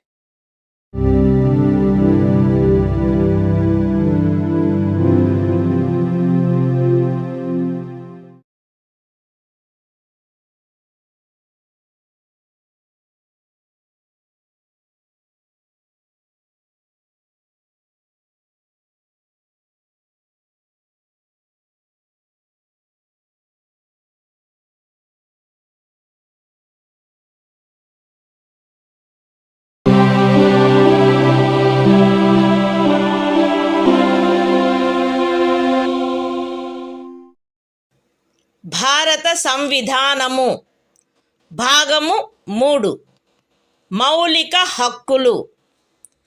కొన్ని శాసనముల వ్యావృత్తి. Article 31A. Estate మొదలగు వాటి అధ్యార్జన కొరకు నిబంధించు శాసనము వ్యావృత్తి. 13వ అనుచ్ఛేదంలో ఏమి ఉన్నప్పటికీ రాజ్యమిచే ఏదేని estate యొక్క లేక అందలి ఏవేని హక్కుల యొక్క గాని అధ్యార్జన కొరకు లేక అట్టి హక్కుల నిర్వాపన లేక మార్పు కొరకు లేక ప్రజాహితమునకు లేక ఆస్తి యొక్క సముచిత నిర్వహణను చేకూర్చుటకు గాని రాజ్యము ఏదేని ఆస్తి యొక్క నిర్వహణను పరిమిత కాలము వరకు చేపట్టుట కొరకు లేక ప్రజాహితమునకు లేక ఏదేని కార్పొరేషనుల సముచిత నిర్వహణను చేకూర్చుటకు 2 లేక అంతకు మించిన కార్పొరేషనుల యొక్క విలీనీకరణ కొరకు లేక కార్పొరేషన్ల యొక్క నిర్వాహక ఏజెంట్ల, కార్యదర్శుల మరియు కోశాధికారుల, మేనేజింగ్ డైరెక్టర్ల, ఆదేశకుల లేక నిర్వాహకుల హక్కులను లేక కార్పొరేషన్ల యొక్క వాటాదారుల ఓటింగు హక్కులను నిర్వాపన చేయుట కొరకు లేక మార్పు చేయుట కొరకు లేక ఏదేని ఖనిజముకైన కౌలు లేక ఖనిజ తైలమును వెతుకుటకైనా లేక వెలికి తీయుటకైనా ఖరారు, కౌలు లేక లైసెన్సును బట్టి ప్రాప్తించు ఏవేని హక్కులను నిర్వాపన చేయుట కొరకు లేక మార్పు చేయుట కొరకు లేక అట్టి ఖరారు, కౌలు లేక లైసెన్సును సమయాత్పూర్వమే సమాప్తము చేయుట కొరకు లేక రద్దు చేయుట కొరకు నిబంధించునట్టి శాసనము దేనిని గాని 14వ అనుచ్ఛేదము లేక 19వ అనుచ్ఛేదము ద్వారా ప్రదత్తమైన హక్కులలో దేనికైనను అసంగతమగునున్నదను లేక అట్టి హక్కులలో దేనినైనను తీసివేయునను లేక కుంచించునను కారణమును బట్టి ప్రభావ శూన్యమగునవి భావించరాదు. అయితే అట్టి శాసనము ఒక రాజ్య శాసన మండలిచే చేయబడినదైన ఎడల రాష్ట్రపతి పర్యాలోచన కొరకై ప్రత్యేకింపబడి ఆయన అనుమతిని పొందిననే తప్ప ఈ అనుచ్ఛేదం యొక్క నిబంధనలు దానికి వర్తించవు. అంతేకాక రాజ్యముచే ఏదేని ఎస్టేటు అధ్యార్జింపబడుటకు ఏదేని శాసనము నిబంధన చేయునెడల మరియు ఆ ఎస్టేటులో చేరిన ఏదేని భూమి ఒక వ్యక్తి యొక్క స్వంత సేద్యము క్రిందయున్న ఎడల అట్టి అధ్యార్జనకు సంబంధించిన శాసనములో మార్కెట్ విలువకు తగ్గని రేటు చొప్పున నష్టపరిహారము చెల్లించుటకు నిబంధనలున్ననే తప్ప తత్సమయమున అమలులోనున్న ఏదేని శాసనము క్రింద అతడికి వర్తించడి గరిష్ట పరిమితి లోపు ఉన్న భూమిలోని ఏదేని భూభాగము కానీ దానిపై గల లేక దానికి చెందియున్న ఏదేని భవనము కానీ కట్టడము కానీ రాజ్యముచే అధ్యార్జింపబడుట శాసన సమ్మతము కాదు. ఈ అనుచ్ఛేదములో ఏదేని స్థానిక ప్రాంతము విషయమున ఎస్టేటు అను పదము ఆ ప్రాంతమునందు అమలులోనున్న భూమి కౌళ్లకు సంబంధించి అస్తిత్వంలోనున్న శాసనములో ఆ పదమునకు గాని స్థానీయ తుల్య పదమునకు గాని ఏ అర్థము కలదో ఆ అర్థమునే కలిగియుండును మరియు అందు ఈ క్రిందివి కూడా చేరియుండును. ఏదేని జాగీరు, ఇనాం లేక మౌఫీ లేక ఇతరమైన తాదృశ అనుదానము మరియు తమిళనాడు, కేరళ రాజ్యములలో ఏదేని జన్మం హక్కు రైతువారీ సెటిల్మెంట్ కింద కలిగి ఉన్న ఏదేని భూమి, బంజరు భూమి, అటవీ భూమి, పచ్చిక బయళ్ళ భూమి లేక కర్షకులు లేక వ్యవసాయ కూలీలు మరియు చేతి వృత్తుల వారు ఆక్రమించుకొనిన భవనములు మరియు ఇతర కట్టడములు ఉన్న స్థలములతో సహా వ్యవసాయ లేక తత్సహాయక ప్రయోజనముల కొరకు ఎవరేని కలిగియున్నా లేక ఎవరికేని కౌలుకు ఇవ్వబడిన ఏదేని భూమి. ఎస్టేట్ విషయమున హక్కులు అను పదమునందు ప్రొప్రైటరు, సబ్ ప్రొప్రైటరు, అపర ప్రొప్రైటరు, ధారణాధికారి, రైతు లేక రైతు కింది రైతు లేక ఇతర మధ్యస్థుని యందు నిహితమయ్యుండు ఏవైనా హక్కులు మరియు భూమి శిస్తును గూర్చిన ఏవైనా హక్కులు లేక విశేషాధికారములు చేరియుండును. The Constitution of India, Part 3, Fundamental Rights, Saving of Certain Laws. Article 31A. Saving of laws providing for acquisition of estates, etc. Notwithstanding anything contained in Article 13, no law providing for the acquisition by the state of any estate or of any rights therein, or the extinguishment or modification of any such rights, or the taking over of the management of any property by the state, for a limited period, either in the public interest, or in order to secure the proper management of the property, or the amalgamation of two or more corporations, either in the public interest, or in order to secure the proper management of any of the corporations, or the extinguishment or modification of any rights of managing agents, secretaries and treasurers, managing directors, or managers of corporations, or of any voting rights of shareholders thereof,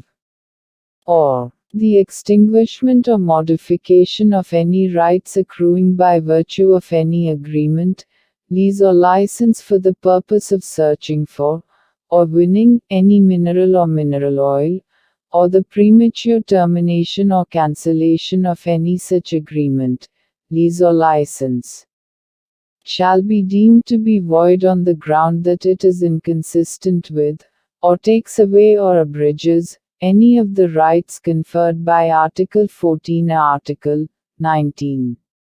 Provided that, where such law is a law, made by the legislature of a state, the provisions of this article shall not apply thereto, unless such law, having been reserved for the consideration of the President, has received his assent. Provided further, that, where any law, makes any provision for the acquisition by the state, of any estate and where any land comprised therein is held by a person under his personal cultivation, it shall not be lawful for the state to acquire any portion of such land, as is within the ceiling limit, applicable to him under any law for the time being in force, or any building or structure standing thereon or tenant thereto, unless the law relating to the acquisition of such land, building or structure, provides for payment of compensation, at a rate, which shall not be less than the market value thereof. In this article, the expression estate shall, in relation to any local area, have the same meaning as that expression, or its local equivalent has in the existing law, relating to land tenures in force, in that area, and shall also include any jagir, inam, or muafi, or other similar grant. And, in the states of Tamil Nadu and Kerala, any janmam right. Any land held under ryotwari settlement. Any land held, or let for purposes of agriculture, or for purposes ancillary thereto, including waste land, forest land, land for pasture, or sites of buildings, and other structures occupied by cultivators of land, agricultural laborers, and village artisans. The expression, rights, in relation to an estate, shall include any rights vesting in a proprietor, sub-proprietor, under-proprietor, tenure-holder, rayat, under-rayat, or other intermediary and any rights, or privileges in respect of land revenue.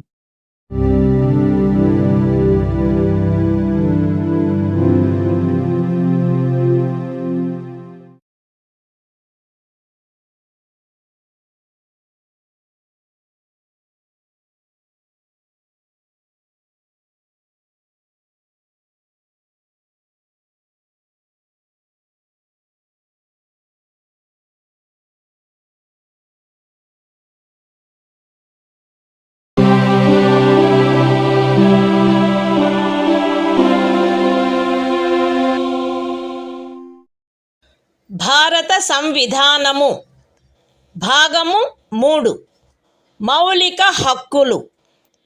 కొన్ని శాసనముల వ్యావృత్తి.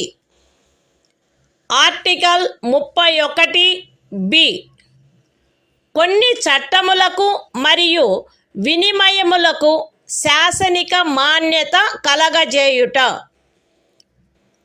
31(a) అనుచ్ఛేదములో గల నిబంధనల సాధారణతకు భంగము కలగకుండా 9వ అనుసూచిలో నిర్దిష్టపరచబడిన ఏవేని చట్టములు, నియమములు, వాటి యొక్క ఏవేని నిబంధనలు, అట్టి చట్టము, నియమము లేక నిబంధనను ఈ భాగంలోని ఏవేని నిబంధనల ద్వారా ప్రదత్తమైన ఏవేని హక్కులకు అసంగతముగా నున్నదను లేక ఆ హక్కులలో దేనినైనను తీసివేయుచున్నదను లేక కుంచుచున్నదను ఆధారముపై ప్రభావశూన్యమైనదని గాని ఎప్పుడైనను ప్రభావశూన్యమై యుండినదని గాని భావించరాదు.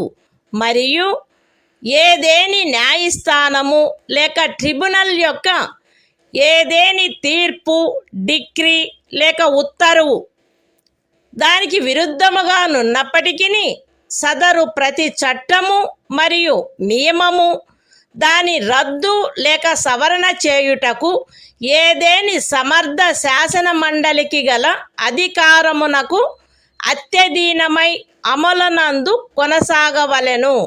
The Constitution of India, Part 3, Fundamental Rights, Saving of Certain Laws. Article 31b. Validation of certain acts and regulations. Without prejudice to the generality of the provisions contained in Article 31a. None of the acts and regulations specified in the 9th schedule, nor any of the provisions thereof shall be deemed to be void, or ever to have become void on the ground that such act, regulation or provision is inconsistent with, or takes away or abridges any of the rights conferred by any provisions of this part.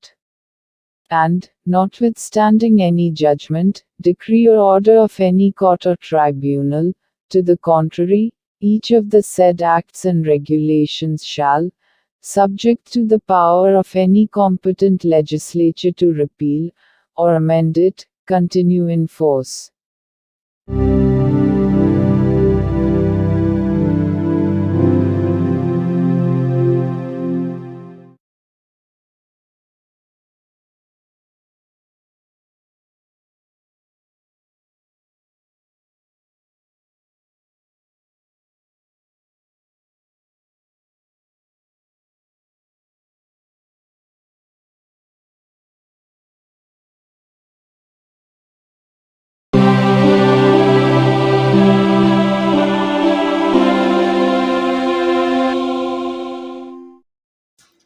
భారత సంవిధానము భాగము 3 మౌలిక హక్కులు.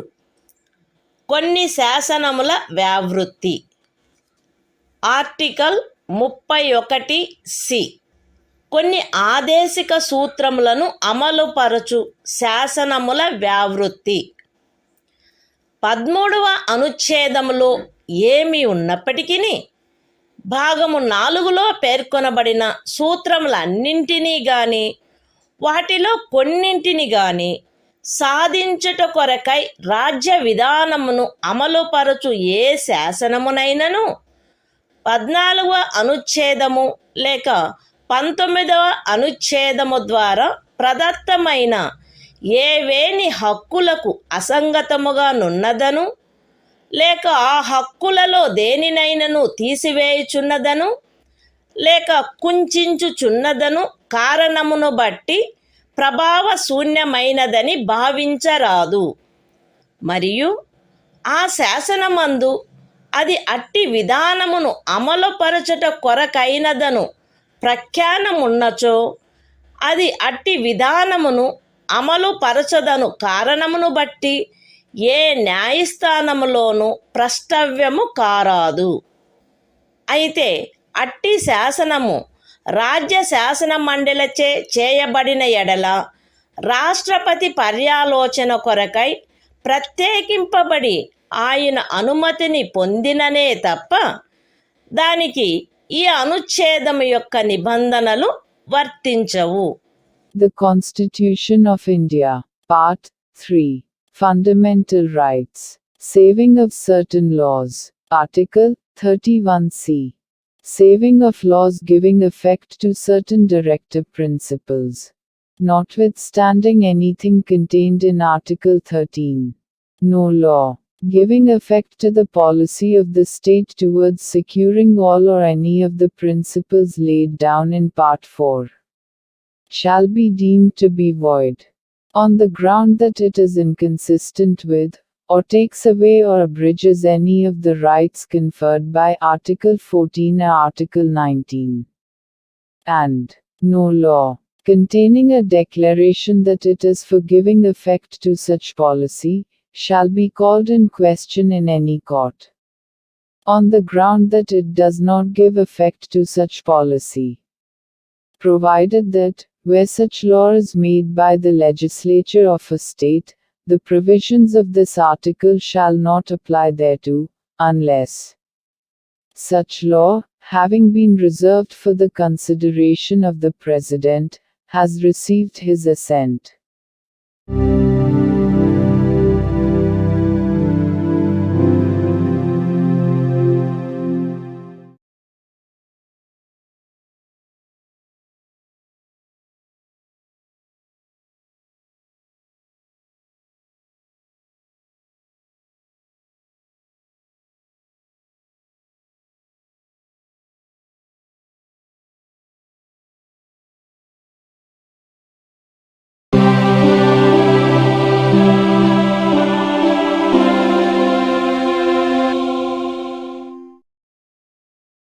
భారత సంవిధానము భాగము 3 మౌలిక హక్కులు సంవిధానిక ప్రత్యుపాయములకు హక్కు article 32 ఈ భాగముచే ప్రదత్తము చేయబడిన హక్కులను అమలుపరుచుటకు ప్రత్యుపాయములు ఈ భాగము ద్వారా ప్రదత్తమైన హక్కులను అమలుపరచుటకు సముచిత చర్యల ద్వారా సర్వోన్నత న్యాయస్థానమును అర్థించు హక్కుకు హామీ ఇయ్యబడినది. ఈ భాగము ద్వారా ప్రదత్తమైన ఏవేని హక్కులను అమలుపరచుట కొరకు ఆదేశములను లేక ఉత్తర్వులను లేక బందీ ప్రత్యక్ష హెబియస్ కార్పస్ పరమాదేశ మాండమస్ ప్రతిషేధ ప్రొహిబిషన్ అధికార పృచ్ఛ కోవారెంటు మరియు ఉత్ప్రేషణ సర్ష్యోరారి స్వభావము గల రిట్లతో సహా అధిలేఖలను వీటిలో సముచితమైన దానిని జారీ చేయుటకు సర్వోన్నత న్యాయస్థానము అధికారము కలిగియుండును.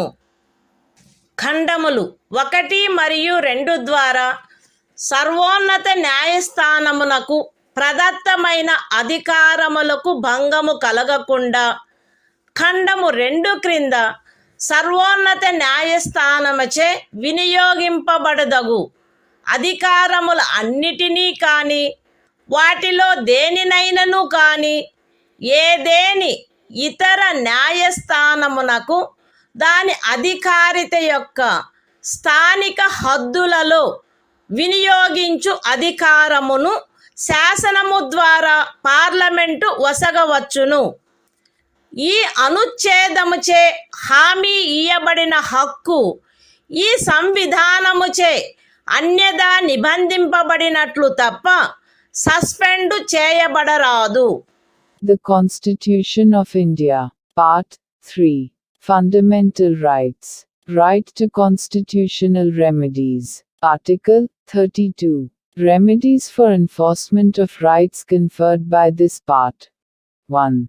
The right to move the Supreme Court, by appropriate proceedings for the enforcement of the rights conferred by this part, is guaranteed. 2. The Supreme Court shall have power to issue directions or orders, or writs, including writs in the nature of habeas corpus, mandamus, prohibition, quo warranto and certiorari, whichever may be appropriate, for the enforcement of any of the rights conferred by this part. 3.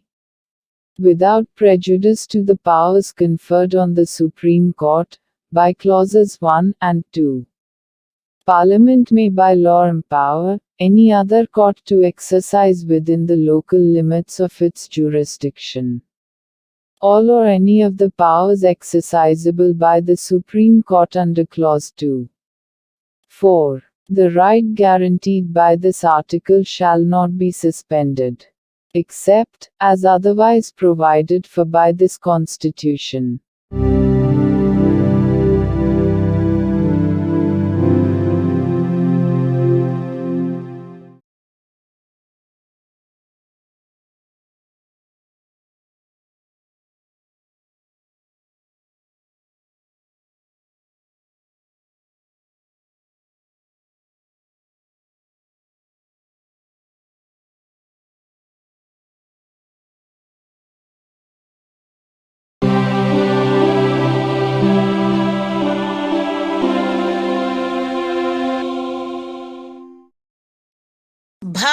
సంవిధానము భాగము 3 మౌలిక హక్కులు సంవిధానిక ప్రత్యుపాయములకు హక్కు article 33 ఈ భాగము ద్వారా ప్రదత్తమైన హక్కులను సాయుధ బలములు మొదలగు వాటికి వర్తింపచేయునప్పుడు మార్చుటకు పార్లమెంటుకు గల అధికారము.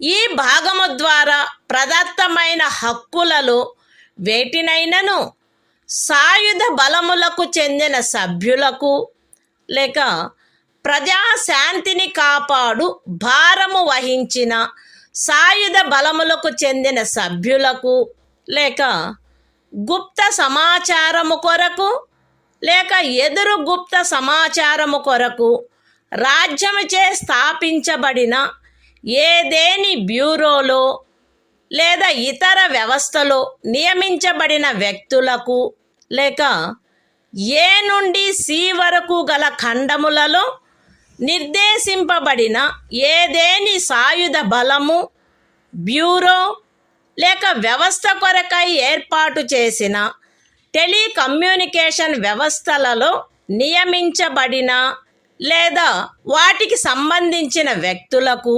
వర్తింపచేయుటలో వారి సముచిత కర్తవ్య నిర్వహణను వారి మధ్య క్రమశిక్షణను కట్టుదిట్టము చేయుటకై ఆ హక్కులు ఎంత మేరకు పరిమితపరచబడవలెనో లేక రద్దు చేయబడవలెనో పార్లమెంటు శాసనము ద్వారా నిర్ధారణ చేయవచ్చును.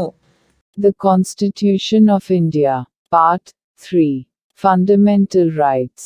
Right to constitutional remedies. Article 33. Power of Parliament to modify the rights conferred by this part in their application to forces, etc.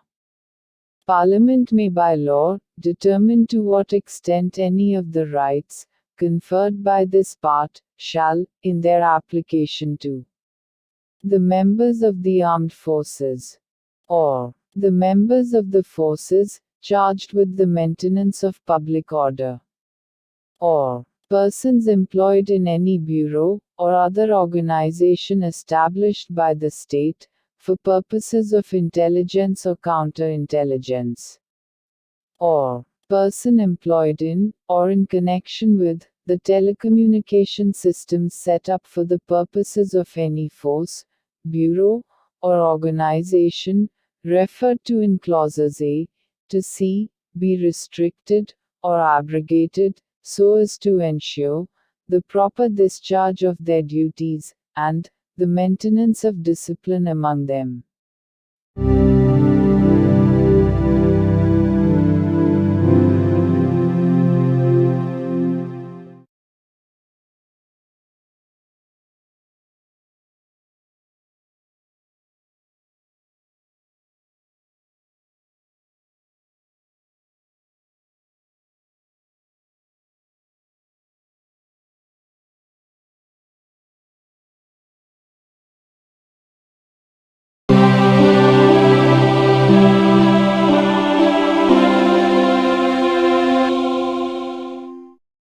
భారత సంవిధానము భాగము 3 మౌలిక హక్కులు సంవిధానిక ప్రత్యుపాయములకు హక్కు ఆర్టికల్ 34 ఏదేని ప్రాంతములో సైనిక శాసనము అమలులోనున్నప్పుడు ఈ భాగము ద్వారా ప్రదత్తమైన హక్కులపై నిర్బంధన.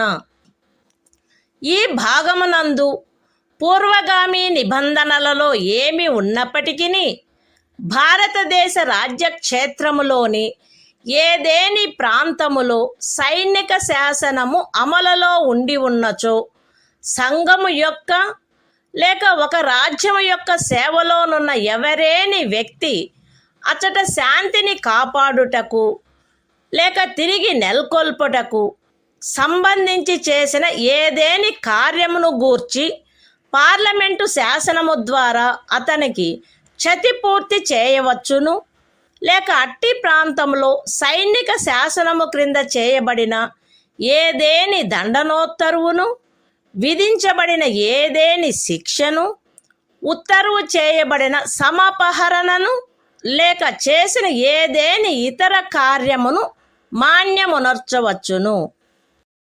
The Constitution of India, Part 3. Fundamental Rights. Right to constitutional remedies. Article 34. Restriction on rights conferred by this part while martial law is in force in any area. Notwithstanding anything in the foregoing provisions of this part, Parliament may, by law, indemnify any person, in the service of the Union, or of a state, or any other person, in respect of any act done by him, in connection with the maintenance or restoration of order, in any area within the territory of India, where martial law was in force, or validate any sentence passed, punishment inflicted, forfeiture ordered, or other act done under martial law in such area.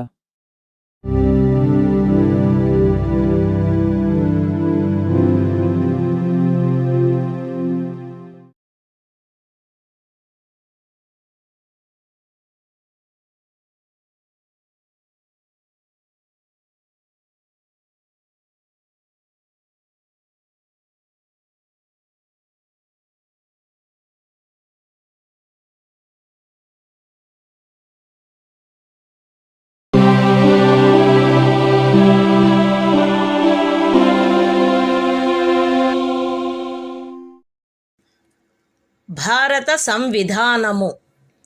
భాగము 3. మౌలిక హక్కులు. సంవిధానిక ప్రత్యుపాయములకు హక్కు.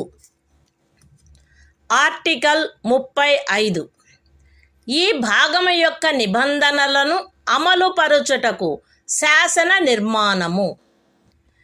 ఈ సంవిధానమునందేమున్నప్పటికీ 16వ అనుచ్ఛేదము యొక్క ఖండము 3, 32వ అనుచ్ఛేదము యొక్క ఖండము 3, 33వ మరియు 34వ అనుచ్ఛేదముల క్రింద పార్లమెంటు చేయు శాసనము ద్వారా నిబంధింపబడదగిన విషయములలో దేనిని గూర్చి అయినను శాసనములను చేయుటకు మరియు ఈ భాగము క్రింద అపరాధములుగా ప్రఖ్యానించబడిన కార్యములకు శిక్షను విహితము చేయుట కొరకైన శాసనములను చేయుటకు పార్లమెంటు అధికారము కలిగియుండును.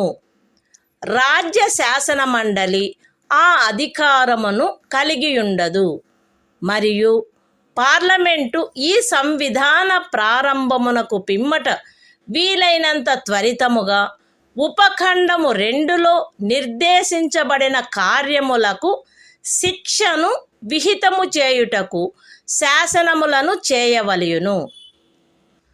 ఖండము ఏ యొక్క ఉపఖండము 1లో నిర్దేశింపబడిన ఏదేని విషయమును గూర్చినదైనా లేక ఆ ఖండము యొక్క ఉపఖండము 2లో నిర్దేశించబడిన కార్యమునకు దేనికైనను శిక్షను నిబంధించునదై ఈ సంవిధాన ప్రారంభమునకు అవ్యవహిత పూర్వము భారతదేశ రాజ్య క్షేత్రమునందు అమలులోనున్న ఏదేని శాసనము అందలి నిబంధనలకును 372వ అనుచ్ఛేదము క్రింద దాని యందు చేయబడు అనుకూలానుసరణకును మరియు మార్పులకును అత్యధీనమై పార్లమెంటుచే మార్పు లేక రద్దు లేక సవరణ చేయబడు వరకు అమలునందు కొనసాగవలెను.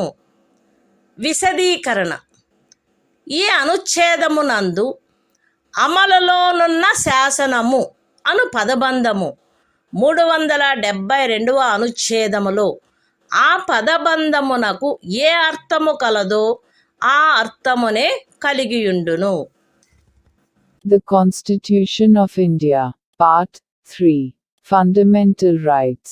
Right to constitutional remedies. Article 35. Legislation to give effect to the provisions of this part. Notwithstanding anything in this Constitution, Parliament shall have, and the legislature of a state shall not have power to make laws with respect to any of the matters which, under Clause 3 of Article 16, Clause 3 of Article 32, Article 33 and Article 34 may be provided for by law made by Parliament, and for prescribing punishment for those acts which are declared to be offences under this part. And Parliament shall, as soon as may be after the commencement of this Constitution, make laws for prescribing punishment for the acts referred to in subclause 2. Any law in force immediately before the commencement of this Constitution, in the territory of India, with respect to any of the matters referred to in subclause 1 of Clause A, or providing for punishment for any act referred to in subclause 2 of that clause shall, subject to the terms thereof, and to any adaptations and modifications that may be made therein, under Article 372, continue in force until altered, or repealed, or amended, by Parliament. Explanation. In this article, the expression, law in force, has the same meaning as in Article 372.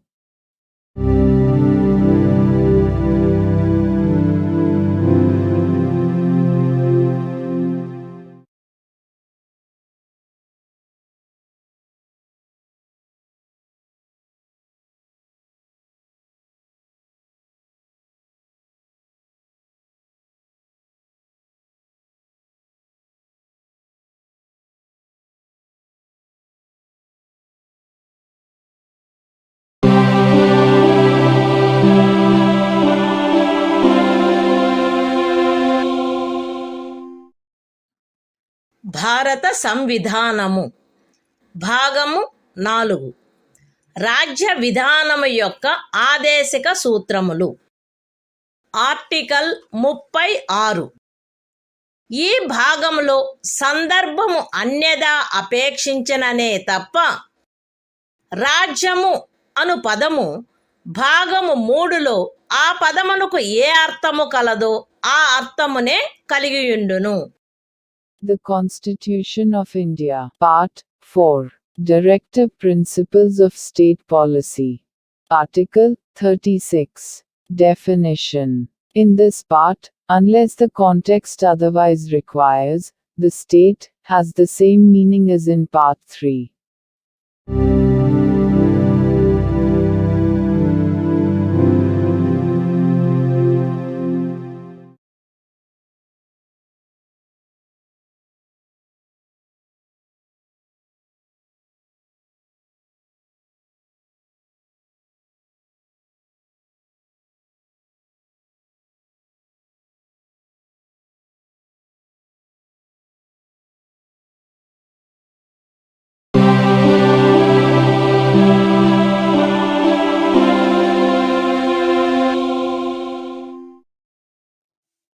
భారత సంవిధానము భాగము 4 రాజ్య విధానము యొక్క ఆదేశిక సూత్రములు.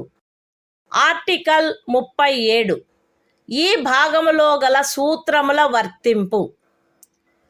ఈ భాగంలోని నిబంధనలు ఏ న్యాయస్థానముచే కాని అమలు జరపదగినవి కావు. కానీ ఇందు పేర్కొనబడిన సూత్రములు దేశ పరిపాలనకు మూలాధారములుగాను మరియు శాసనములను చేయుటలో వాటిని వర్తింపచేయుట రాజ్యము యొక్క కర్తవ్యమై ఉండవలెను. The Constitution of India, Part 4. Directive Principles of State Policy. Article 37. Application of the principles contained in this part. The provisions contained in this part shall not be enforceable by any court. But the principles therein laid down are, nevertheless, fundamental in the governance of the country, and it shall be the duty of the state to apply these principles in making laws.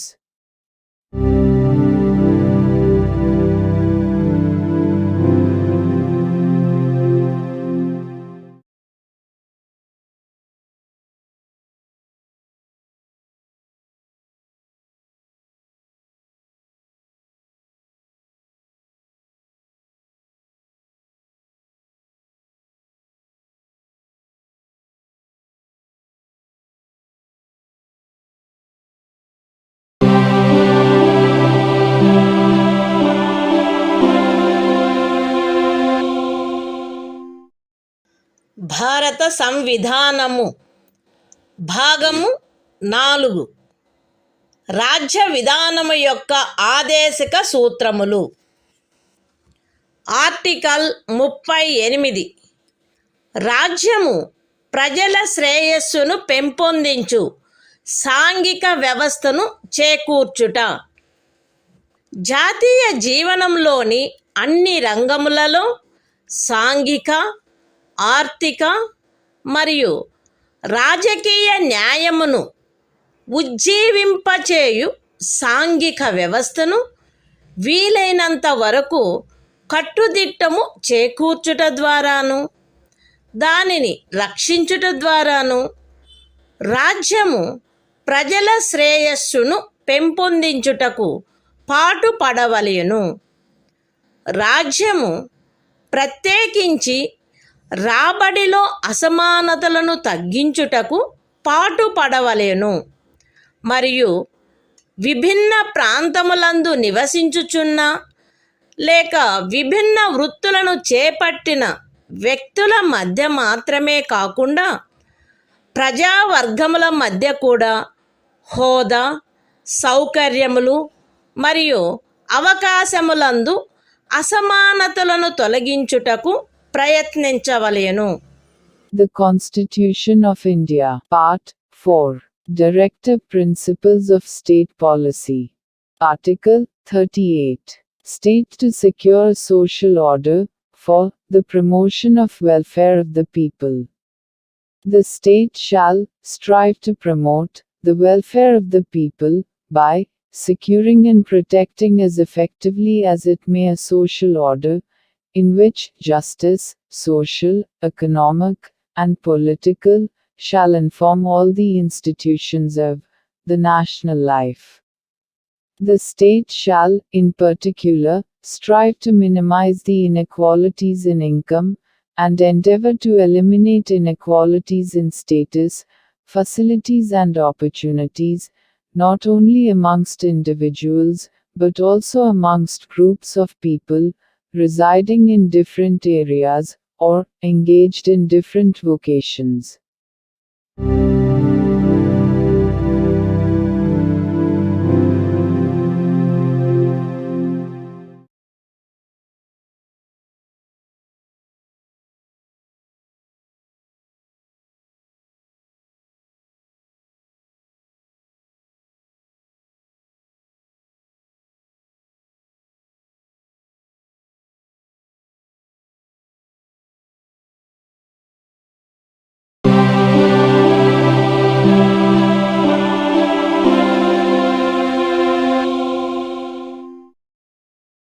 భారత సంవిధానము భాగము 4 రాజ్య విధానము యొక్క ఆదేశిక సూత్రములు. Article 39 రాజ్యము అనుసరించవలసిన కొన్ని విధాన సూత్రములు. రాజ్యము ఈ క్రింది వాటిని చేకూర్చుటకై ప్రత్యేకించి తన విధానమును రూపొందించవలెను. అవేవనగా స్త్రీ పురుష భేదము లేకుండా పౌరులు తగిన జీవనోపాధి సాధనములకు హక్కు కలిగియుండుట, జనులందరి ఉమ్మడి మేలును అత్యుత్తముగా సమకూర్చునట్లు సమాజపు భౌతిక వనరుల సామ్యమును మరియు నియంత్రణను పంపిణీ చేయుట, ఆర్థిక వ్యవస్థ యొక్క ప్రవృత్తి వలన జనసామాన్యమునకు హానికరమగునట్లుగా ఐశ్వర్యము, ఉత్పాదన సాధనములు కేంద్రీకృతము కాకుండుట, స్త్రీ పురుషులు ఉభయులకు సమానమైన పనికి సమానమైన వేతనము లభించుట, స్త్రీ పురుష కార్మికుల ఆరోగ్యము, శరీర దారుఢ్యము మరియు పిల్లల సుకుమారత్వము దురుపయోగము చేయబడుకుండుట మరియు పౌరుల ఆర్థిక ఆవశ్యకత వలన తమ వయస్సునకు లేక శరీర దారుఢ్యమునకు సరిపడని పనులలో చేరుటకు బలవంత పెట్టకుండుట, పిల్లలకు ఆరోగ్యకరమైన రీతిలో గౌరవప్రదమైన మరియు స్వేచ్ఛాయుతమైన పరిస్థితులలో అభివృద్ధి చెందు అవకాశములను మరియు సౌకర్యములను కల్పించుట మరియు బాల్య యవనములను శోషణ నుండి మరియు నైతిక మరియు బౌద్ధిక పరిత్యజనము నుండి కాపాడుట. The Constitution of India, Part 4, Directive Principles of State Policy. Article 39. Certain principles of policy to be followed by the state. The state shall, in particular, direct its policy towards securing a. that the citizens, men and women equally, have the right to an adequate means of livelihood. b. that the ownership and control of the material resources of the community are so distributed as best to subserve the common good. c. that the operation of the economic system does not result in the concentration of wealth and means of production to the common detriment. d. that there is equal pay for equal work for both men and women. a. that the health and strength of workers, men and women, and the tender age of children are not abused, and that citizens are not forced by economic necessity to enter avocations unsuited to their age or strength. f. that children are given opportunities and facilities to develop in a healthy manner and in conditions of freedom and dignity, and that childhood and youth are protected against exploitation and against moral and material abandonment.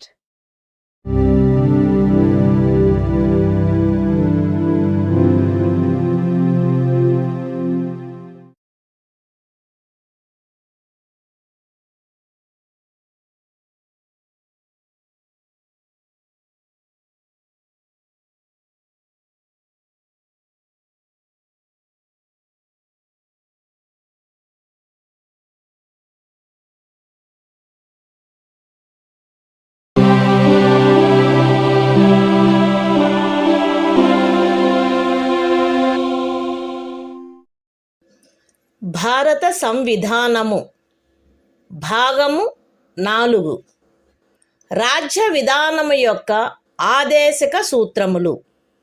Article 39A సమాన న్యాయము, ఉచిత న్యాయవాద సహాయము. శాసన వ్యవస్థ ప్రవృత్తి సమానావకాశ ప్రాతిపదికపై న్యాయమును చేకూర్చు రీతిలో నిర్వహించబడినట్లు రాజ్యము కట్టుదిట్టము చేయవలెను.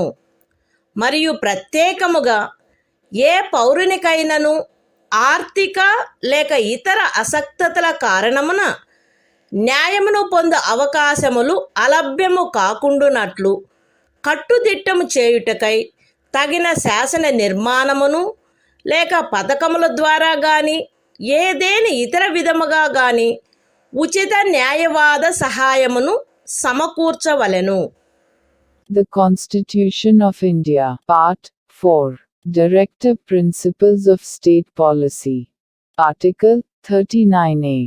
Equal justice and free legal aid. The state shall secure that the operation of the legal system promotes justice on a basis of equal opportunity, and shall, in particular, provide free legal aid by suitable legislation or schemes, or in any other way to ensure that opportunities for securing justice are not denied to any citizen by reason of economic or other disabilities.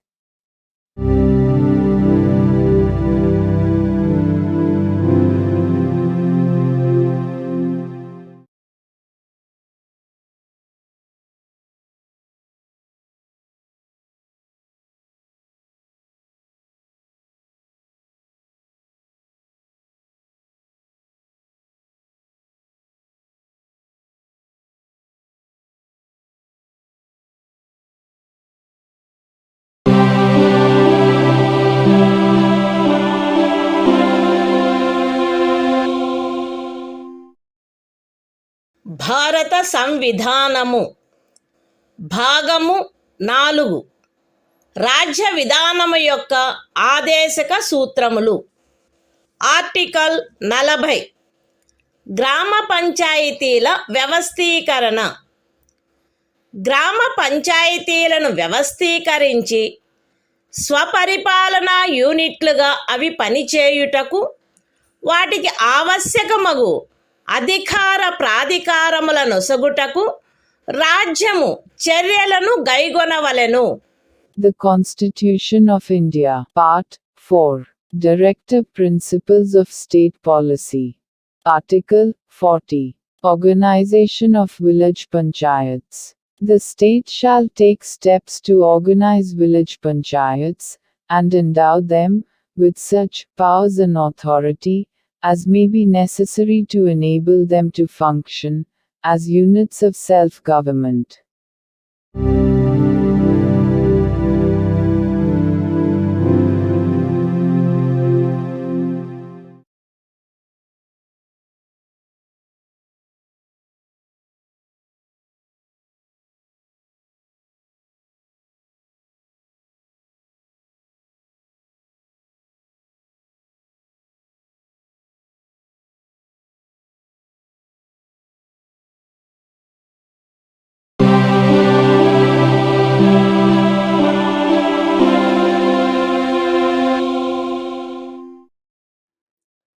భారత సంవిధానము భాగము 4 రాజ్య విధానము యొక్క ఆదేశక సూత్రములు. Article 41 పనికి విద్యకు కొన్ని సందర్భములలో ప్రజా సహాయమునకు హక్కు. రాజ్యము దాని ఆర్థిక స్తోమత మరియు అభివృద్ధి పరిమితుల మేరకు పనిచేయు హక్కును, విద్య నేర్చుకొను హక్కును మరియు నిరుద్యోగము, వృద్ధాప్యము, అనారోగ్యము, అంగవైకల్యము మరియు ఇతర విధములైన అకారణ దారిద్ర్యము కలిగిన సందర్భములలో ప్రజా సహాయమును పొందు హక్కును చేకూర్చుటకై కట్టుదిట్టమైన ఏర్పాటు చేయవలెను. The Constitution of India, Part 4, Directive Principles of State Policy. Article 41, Right to work, to education, and to public assistance, in certain cases. The state shall, within the limits of its economic capacity and development, make effective provision for securing the right to work, to education, and to public assistance, in cases of unemployment, old age, sickness, and disablement, and in other cases of undeserved want.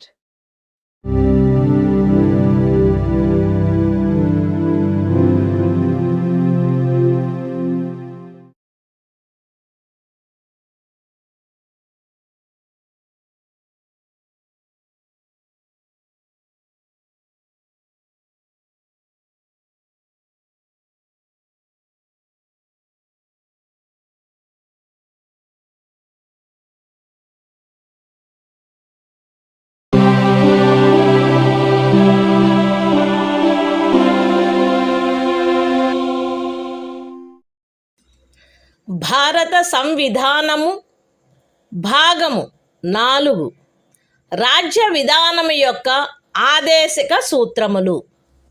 Article 42. పని విషయమున న్యాయమైన మరియు మానవోచితమైన పరిస్థితులకు మరియు ప్రసూతి సహాయమునకు ఏర్పాటు. రాజ్యము పనిచేయు విషయమున న్యాయమైన మరియు మానవోచితమైన పరిస్థితులను ప్రసూతి సహాయమును చేకూర్చుటకు ఏర్పాటు చేయవలెను. The Constitution of India, Part 4. Directive Principles of State Policy. Article 42. Provision for just and humane conditions of work, and maternity relief. The state shall make provision for securing just and humane conditions of work, and for maternity relief.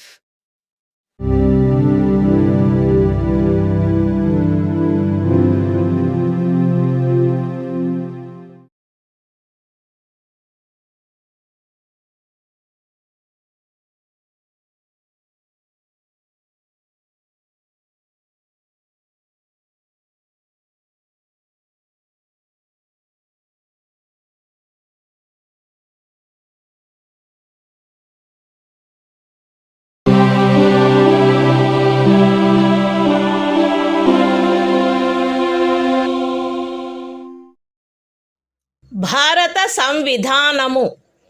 భాగము 4. రాజ్య విధానము యొక్క ఆదేశిక సూత్రములు. Article 43. కార్మికులకు జీవన భృతి మొదలగునవి. రాజ్యము తగిన శాసన నిర్మాణము ద్వారా లేక ఆర్థిక వ్యవస్థాపన ద్వారా లేక మరే విధముగానైనా వ్యవసాయ, పారిశ్రామిక లేక ఇతర కార్మికులందరికీ పనిని, జీవన భృతిని మరియు సముచిత జీవన స్థాయిని, విశ్రాంతి మరియు సాంఘిక సాంస్కృతిక అవకాశముల పూర్తి వినియోగమును చేకూర్చునట్టి పని పరిస్థితులను కల్పించుటకు ప్రయత్నించవలెను. మరియు ప్రత్యేకించి గ్రామీణ ప్రాంతములలో వైయక్తిక ప్రాతిపదికపై లేక సహకార ప్రాతిపదికపై కుటీర పరిశ్రమలను పెంపొందింపచేయుటకు ప్రయత్నించవలెను. The Constitution of India, Part 4. Directive Principles of State Policy. Article 43. Living wage, etc., for workers.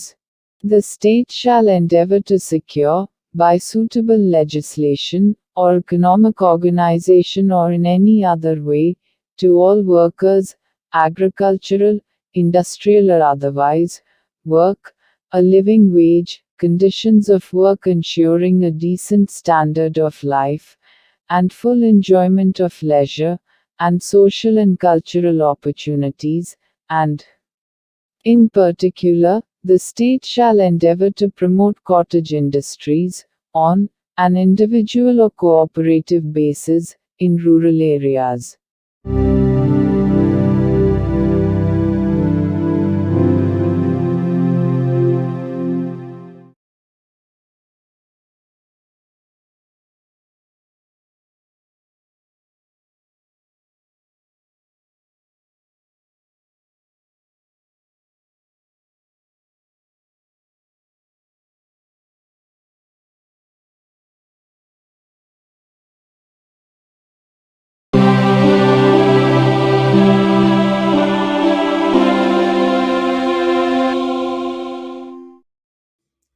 భారత సంవిధానము.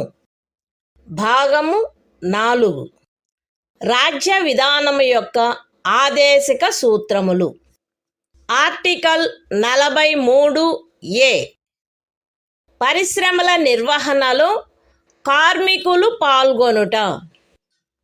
రాజ్యము తగిన శాసన నిర్మాణము ద్వారా లేక ఏదేని ఇతర విధముగా ఏదేని పరిశ్రమలో నిమగ్నమైన సంస్థల వ్యవస్థాపన లేక ఇతర వ్యవస్థల నిర్వహణలో కార్మికులు పాల్గొనున్నట్లు చర్యలు తీసుకొనవలెను. The Constitution of India, Part 4. Directive Principles of State Policy. Article 43A. Participation of workers in management of industries. The state shall take steps, by suitable legislation or in any other way, to secure the participation of workers in the management of undertakings, establishments, or other organizations engaged in any industry.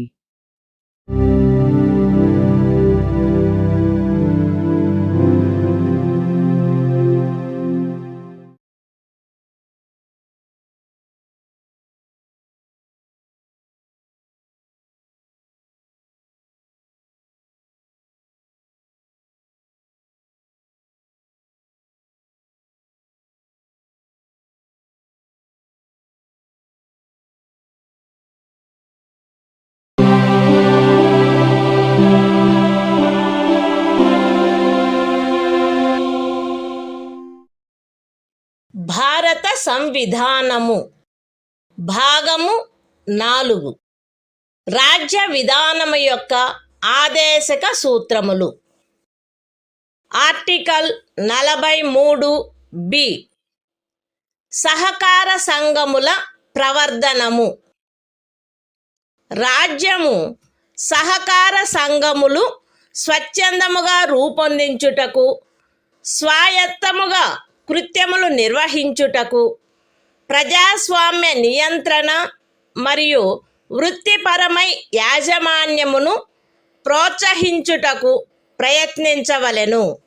The Constitution of India, Part 4. Directive Principles of State Policy. Article 43B.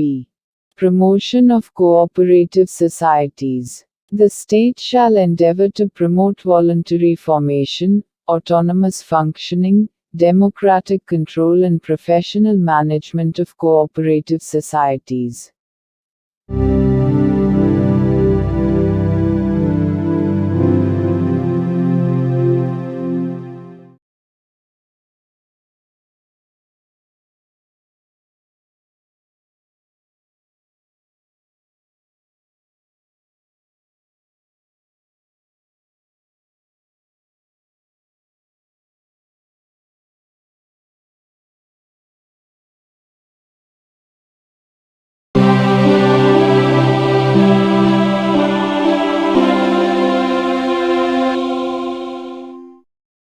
భారత సంవిధానము భాగము 4.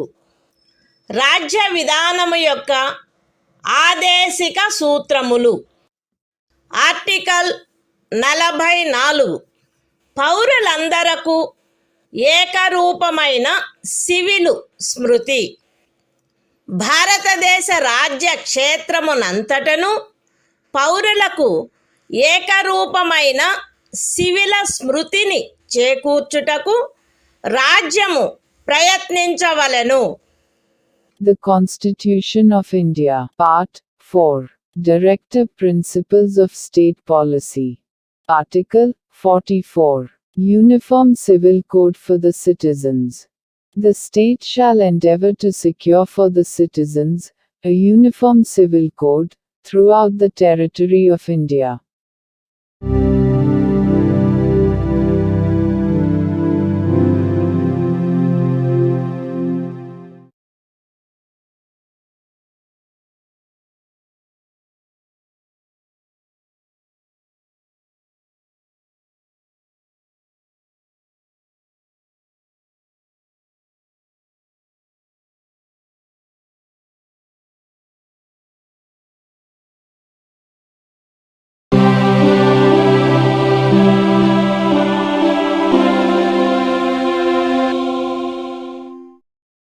భారత సంవిధానము భాగము 4. రాజ్య విధానము యొక్క ఆదేశిక సూత్రములు. Article 45. 6 సంవత్సరముల లోపు బాలలందరికీ బాల్య ప్రారంభంలో సంరక్షణ మరియు విద్యను ఏర్పాటు చేయుట. బాలలందరూ వారు 6 సంవత్సరముల వయస్సు పూర్తి చేయునంత వరకు వారికి బాల్య ప్రారంభంలో సంరక్షణ మరియు విద్యను ఏర్పాటు చేయుటకు రాజ్యము ప్రయత్నించవలెను. The Constitution of India, Part 4, Directive Principles of State Policy. Article 45, Provision for Early Childhood Care and Education to Children below the age of 6 years. The state shall endeavor to provide early childhood care and education for all children until they complete the age of 6 years.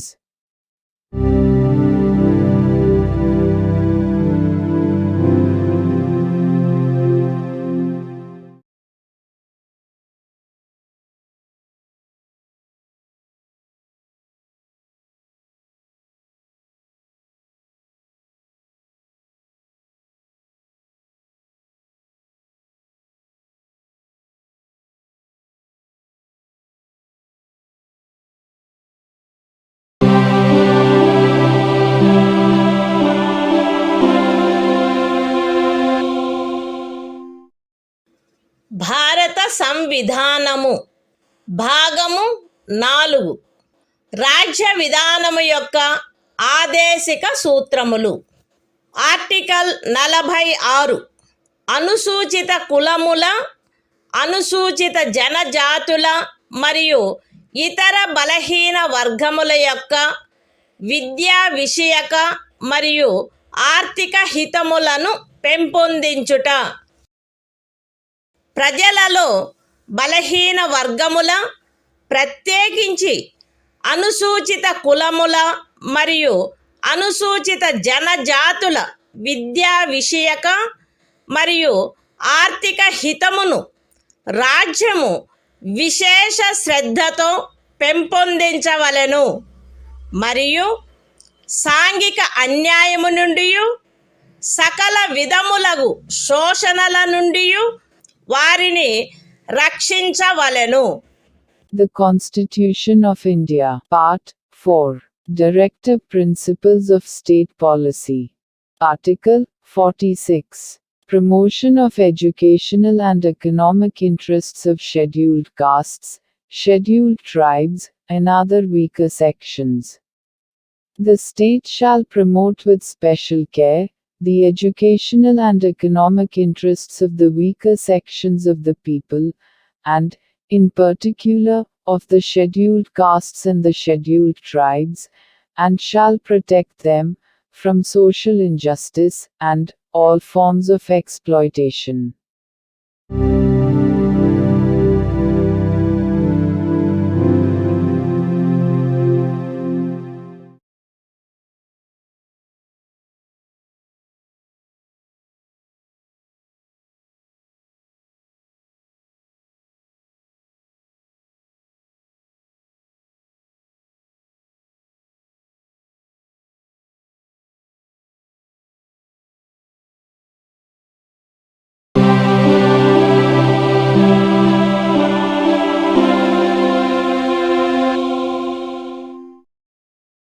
భారత సంవిధానము భాగము 4 రాజ్య విధానము యొక్క ఆదేశిక సూత్రములు.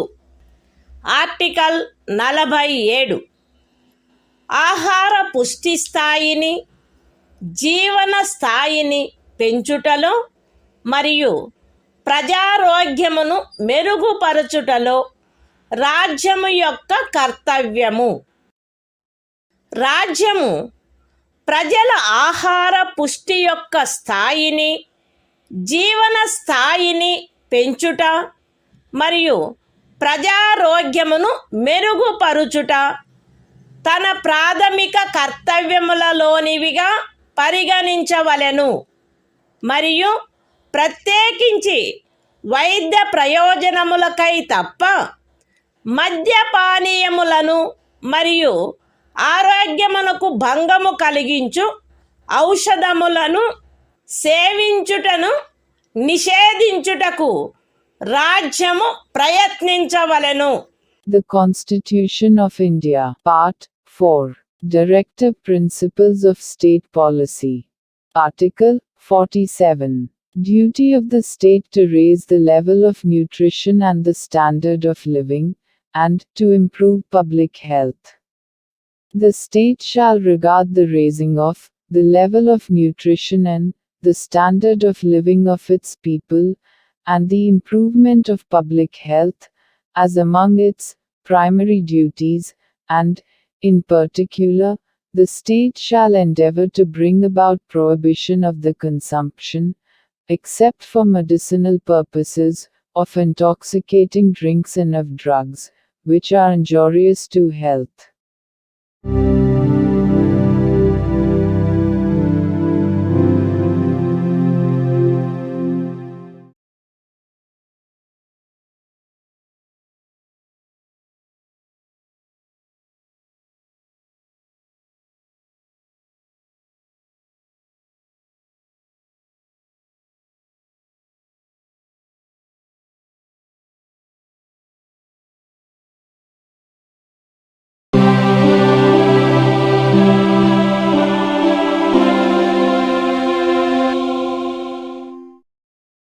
భారత సంవిధానము భాగము 4 రాజ్య విధానము యొక్క ఆదేశిక సూత్రములు.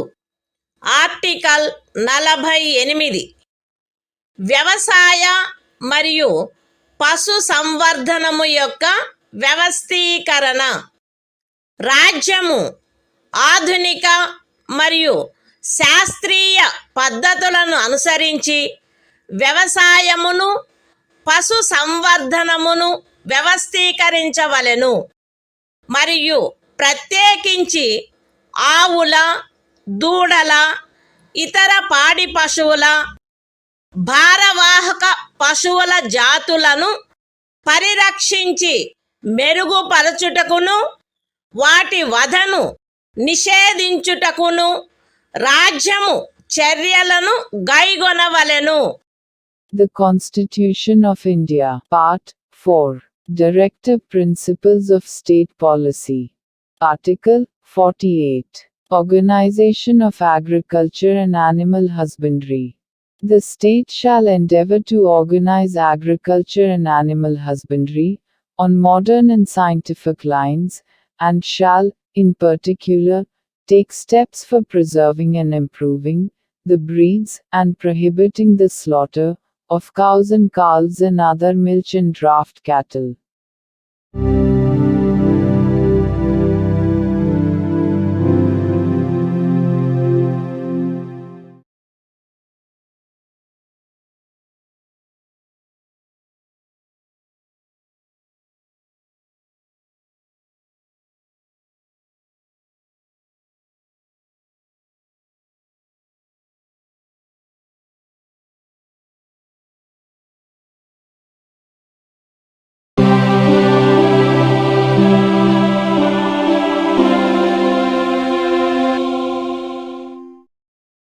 భారత సంవిధానము భాగము 4 రాజ్య విధానము యొక్క ఆదేశిక సూత్రములు. ఆర్టికల్ 48 ఏ పరిసరముల రక్షణ మరియు అభివృద్ధి మరియు అడవుల వన్యప్రాణుల సంరక్షణ. రాజ్యము పరిసరములను కాపాడి అభివృద్ధి చేయుటకును దేశములోని అడవులను వన్యప్రాణులను సంరక్షించుటకును ప్రయత్నించవలెను. The Constitution of India, Part 4. Directive Principles of State Policy. Article 48A. Protection and improvement of environment, and safeguarding of forests and wildlife. The state shall endeavor to protect and improve the environment, and to safeguard the forests and wildlife of the country.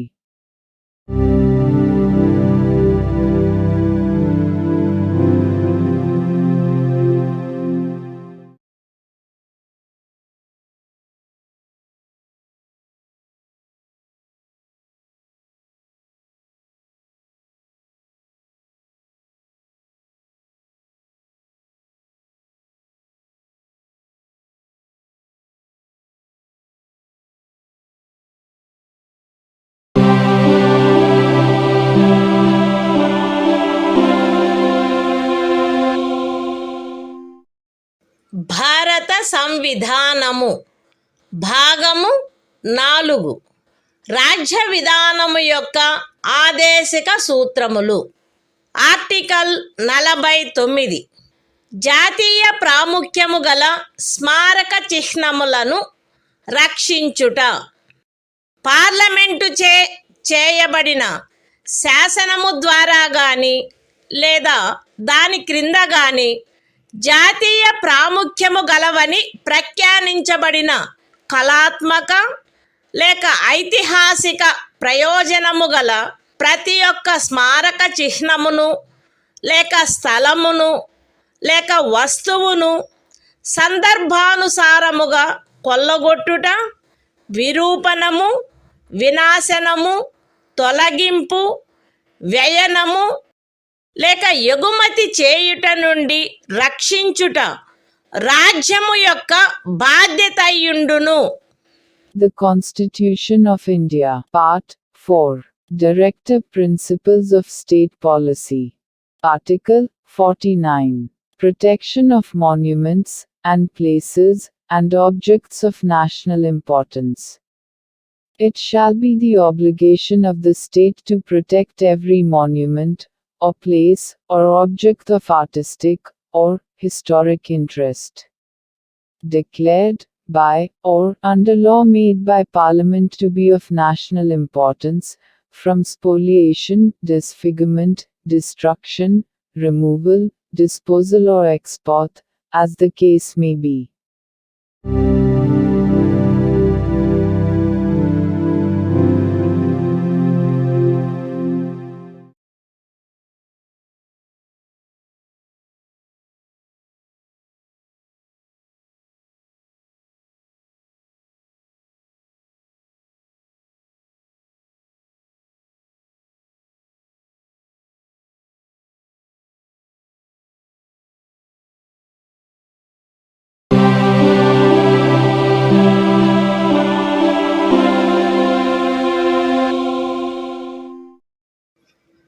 భారత సంవిధానము భాగము 4 రాజ్య విధానము యొక్క ఆదేశిక సూత్రములు. Article 50 న్యాయపాలికను కార్యపాలక వర్గము నుండి వేరుపరుచుట. రాజ్యము యొక్క public సేవలలో న్యాయపాలికను కార్యపాలక వర్గము నుండి వేరుపరుచుటకు రాజ్యము చర్యలను గైగొనవలెను. The Constitution of India, Part 4, Directive Principles of State Policy. Article 50. Separation of judiciary from executive. The state shall take steps to separate the judiciary from the executive, in the public services of the state.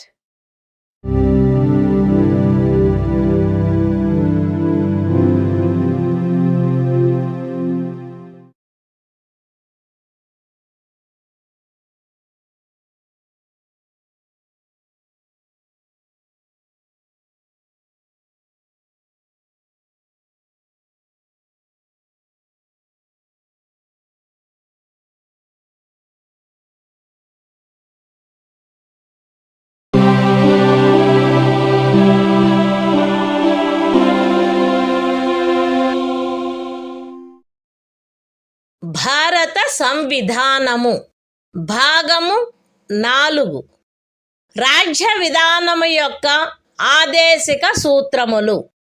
Article 51 అంతర్జాతీయ శాంతి భద్రతలను పెంపొందించుట.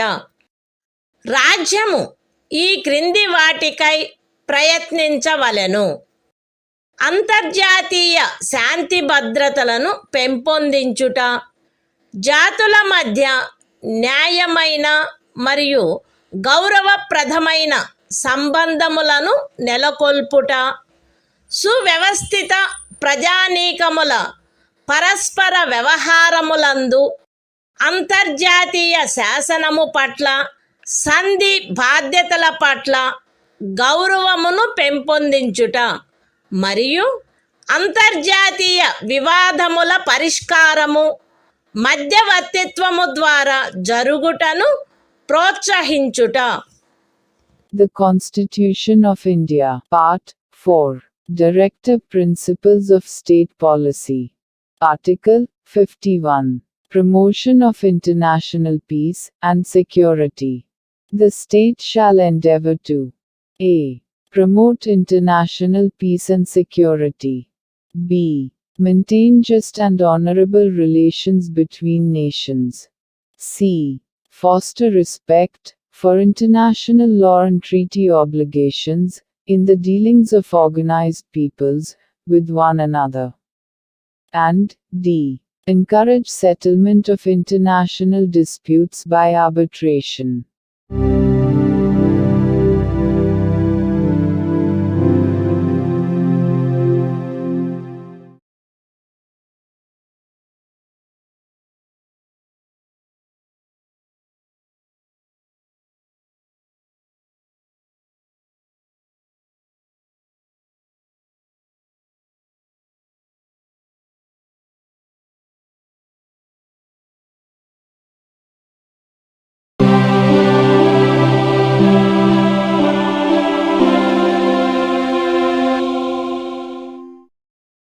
భారత సంవిధానము భాగము 4A మౌలిక కర్తవ్యములు. Article 51A ప్రతి భారత పౌరునికి సంవిధానమునకు కట్టుబడి ఉండుట మరియు దాని ఆదర్శములను, సంస్థలను, జాతీయ పతాకమును, జాతీయ గీతమును గౌరవించుట, జాతీయ స్వాతంత్ర పోరాటమునకు స్ఫూర్తినిచ్చిన ఉన్నతాదర్శములను జ్ఞప్తి అందించుకొని వాటిని పాటించుట, భారతదేశ సార్వభౌమతను, ఐక్యతను మరియు అఖండతను సమర్థించి కాపాడుట, దేశమును రక్షించుట మరియు కోరినప్పుడు జాతీయ సేవ చేయుట, భారత ప్రజలందరి మధ్య మత, భాష మరియు ప్రాంతము లేక వర్గ వైవిధ్యముల అధిగమించి సామరస్యమును, సోదర భావమును పెంపొందించుట మరియు స్త్రీల గౌరవమును న్యూనపరుచు ఆచారములను విడనాడుట, మన సమ్మిశ్ర సంస్కృతి యొక్క సుసంపన్న సాంప్రదాయమును గౌరవించి పరిరక్షించుట, అడవులు, సరస్సులు, నదులు మరియు వన్యప్రాణులతో సహా ప్రకృతి సిద్ధమైన పరిసరములను కాపాడి అభివృద్ధి చేయుట మరియు ప్రాణికోటి పట్ల కరుణను కలిగియుండుట, వైజ్ఞానిక దృక్పథమును, మానవతావాదమును, జిజ్ఞాసను మరియు సంస్కరణా శక్తిని పెంపొందించుకొనుట, పబ్లిక్ ఆస్తిని సంరక్షించుట మరియు హింసను విడనాడుట, దేశ ప్రజల కృషి మరియు సాధనముల ఉన్నత స్థాయిలను నిరంతరం అందుకొనున్నట్లుగా వ్యష్టి మరియు సమష్టి కార్యరంగములన్నింటిలో శ్రేష్టతకై పాటుపడుట, తల్లి, తండ్రి లేక సంరక్షకుడు 6 మరియు 14 సంవత్సరముల మధ్య వయసు కలిగిన తమ పిల్లలకు లేక పోషితునికి విద్యావకాశములను కలగచేయుట కర్తవ్యమై ఉండవలెను. The Constitution of India, Part 4A. Fundamental Duties. Article 51A. Fundamental Duties.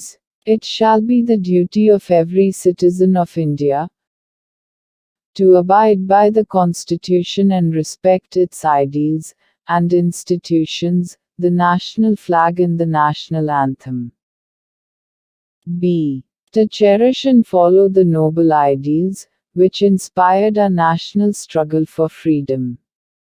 c. To uphold and protect the sovereignty, unity and integrity of India. d.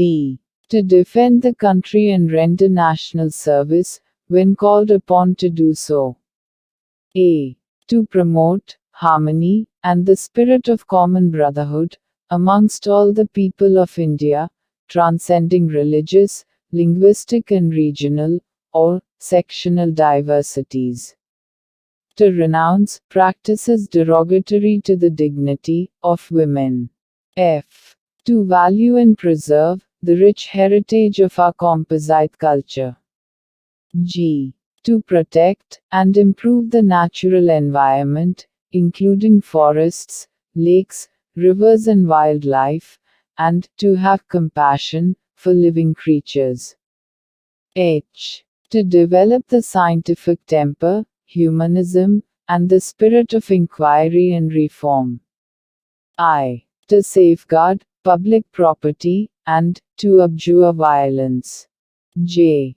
To strive towards excellence in all spheres of individual and collective activity, so that the nation constantly rises to higher levels of endeavor and achievement.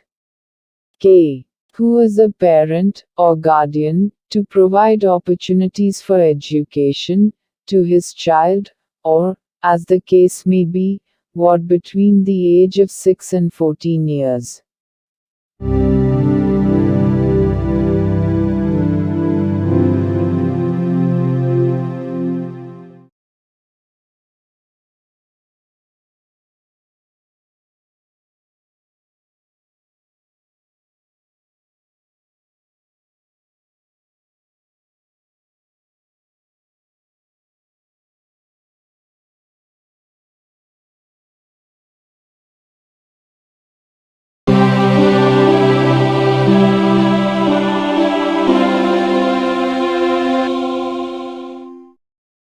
భారత సంవిధానము భాగము 5 సంఘము అధ్యాయం 1 కార్యపాలక వర్గము రాష్ట్రపతి మరియు ఉపరాష్ట్రపతి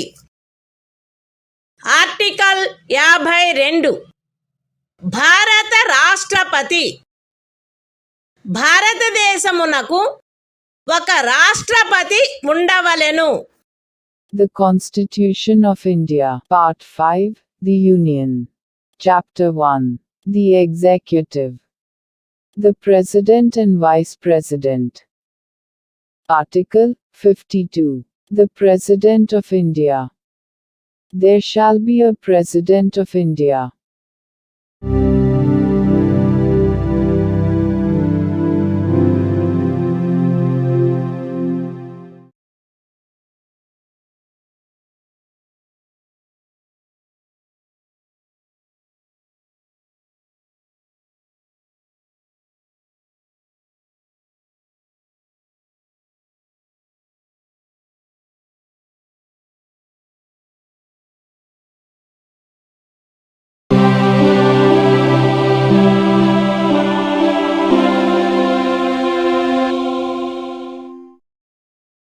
భారత సంవిధానము భాగము 5 సంఘము అధ్యాయము 1 కార్యపాలక వర్గము రాష్ట్రపతి మరియు ఉపరాష్ట్రపతి ఆర్టికల్ 53 సంఘము యొక్క కార్యపాలకాధికారము సంఘము యొక్క కార్యపాలకాధికారము రాష్ట్రపతి యందు నిహితమై ఉండవలెను.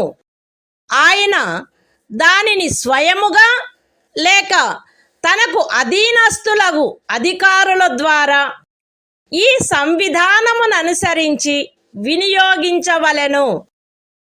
పూర్వగామి నిబంధన యొక్క సాధారణతకు భంగము కలగకుండా సంఘము యొక్క రక్షణ బలములపై సర్వాధిపత్యము రాష్ట్రపతి యందు నిహితమై ఉండవలెను మరియు దాని వినియోగము శాసనము ద్వారా క్రమబద్ధము చేయబడవలెను.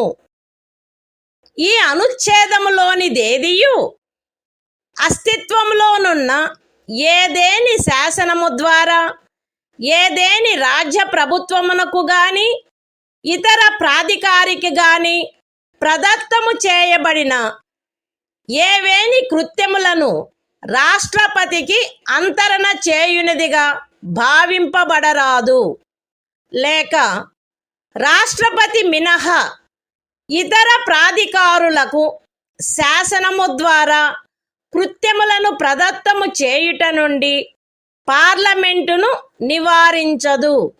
The Constitution of India, Part 5, The Union. Chapter 1. The Executive.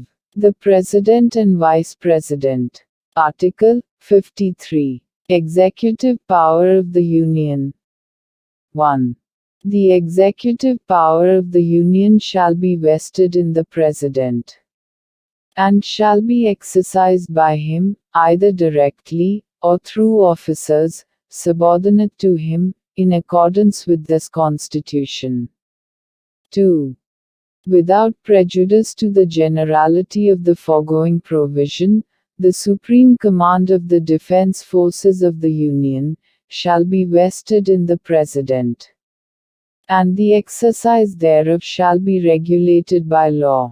3. Nothing in this article shall be deemed to transfer to the President any functions conferred by any existing law on the government of any state, or other authority, or prevent Parliament from conferring by law functions on authorities other than the President.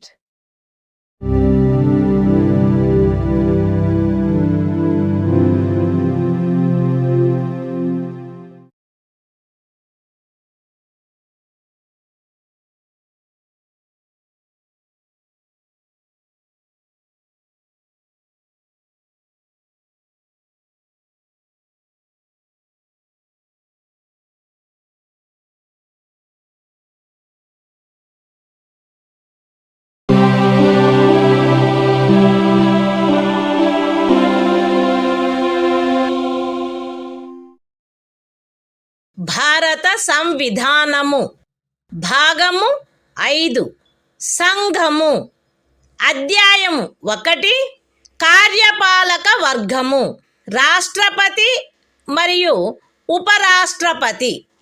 Article 54 రాష్ట్రపతి ఎన్నిక.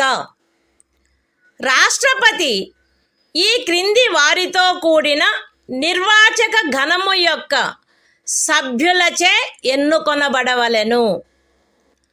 Parliament ఉభయ సదనములోని ఎన్నుకొనబడిన సభ్యులు మరియు రాజ్య శాసన సభలలోని ఎన్నుకొనబడిన సభ్యులు.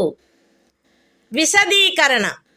ఈ అనుచ్ఛేదము మరియు అనుచ్ఛేదము 55లోని రాజ్యము అను పదములో ఢిల్లీ జాతీయ రాజధాని రాజ్యక్షేత్రము మరియు పాండిచ్చేరి సంఘ రాజ్యక్షేత్రము చేరియుండును. The Constitution of India, Part 5, The Union. Chapter 1. The Executive. The President and Vice President. Article 54. Election of President. The President shall be elected by the members of an electoral college, consisting of a. the elected members of both houses of Parliament, and b. the elected members of the legislative assemblies of the states. Explanation. In this article, and in Article 55, state includes the National Capital Territory of Delhi and the Union Territory of Pondicherry.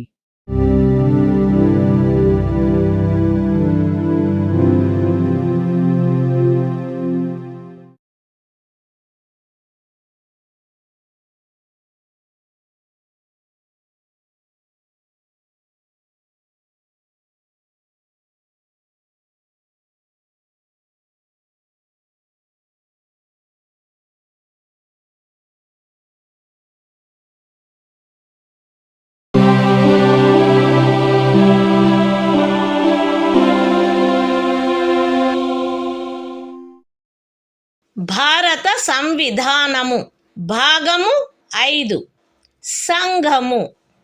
అధ్యాయం 1. కార్యపాలక వర్గము. రాష్ట్రపతి మరియు ఉపరాష్ట్రపతి. Article 55. రాష్ట్రపతిని ఎన్నుకొను రీతి.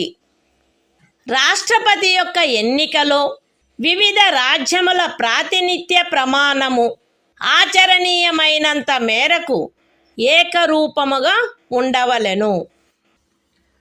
రాజ్యముల మధ్య అట్టి ఏకరూపతను చేకూర్చుటకుగాను మరియు మొత్తము రాజ్యములకును సంఘమునకును మధ్య సమత్వమును చేకూర్చుటకుగాను అట్టి ఎన్నికలో పార్లమెంటులోని మరియు ప్రతి రాజ్య శాసనసభలోని ఎన్నుకొనబడిన ప్రతి సభ్యుడు ఇచ్చుటకు హక్కు కలిగియున్న ఓట్ల సంఖ్యను ఈ క్రింది రీతిగా నిర్ధారణ చేయవలెను. ఏ. రాజ్యము యొక్క జనసంఖ్యను ఆ రాజ్య శాసనసభలోని ఎన్నుకొనబడిన మొత్తము సభ్యుల సంఖ్యతో భాగించగా వచ్చు భాగఫలములో 1000 యొక్క గుణిజములు ఎన్నియుండునో అన్ని ఓట్లను రాజ్య శాసనసభకు ఎన్నుకొనబడిన ప్రతి సభ్యుడు కలిగి ఉండవలెను. బి. 1000 యొక్క సదరు గుణిజములను లెక్కించిన పిమ్మట శేషము 500కు తగ్గనిచో ఉపఖండము ఏలో నిర్దేశింపబడిన ప్రతి సభ్యునకు గల ఓట్ల సంఖ్యకు అదనముగా 1 ఓటును చేర్చవలెను. సి. ఉపఖండములు ఏ మరియు బిల క్రింద రాజ్య శాసనసభలోని సభ్యులకు నియతమైన ఓట్ల మొత్తపు సంఖ్యను పార్లమెంటు ఉభయ సదనములో ఎన్నుకొనబడిన సభ్యుల మొత్తము సంఖ్యతో భాగించగా ఏ సంఖ్య వచ్చునో అన్ని ఓట్లను పార్లమెంటు ఉభయ సదనములోని ఎన్నుకోబడిన ప్రతి సభ్యుడు కలిగి ఉండవలెను.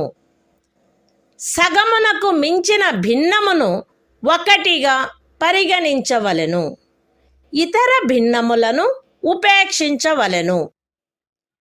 రాష్ట్రపతి ఎన్నిక ఏకల అంతరణీయ ఓటు ద్వారా అనుపాతిక ప్రాతినిధ్య పద్ధతును అనుసరించి జరగవలెను మరియు అట్టి ఎన్నికలో పోలింగు రహస్యపు బ్యాలెట్ పద్ధతిలో జరగవలెను.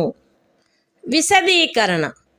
ఈ అనుచ్ఛేదములో జనసంఖ్య అను పదబంధమునకు కడపటిదియు అందుకు సంబంధించిన అంకెలు ప్రచురింపబడినదియు అగు జనగణనతో అభినిశ్చితమైన జనసంఖ్య అని అర్థము.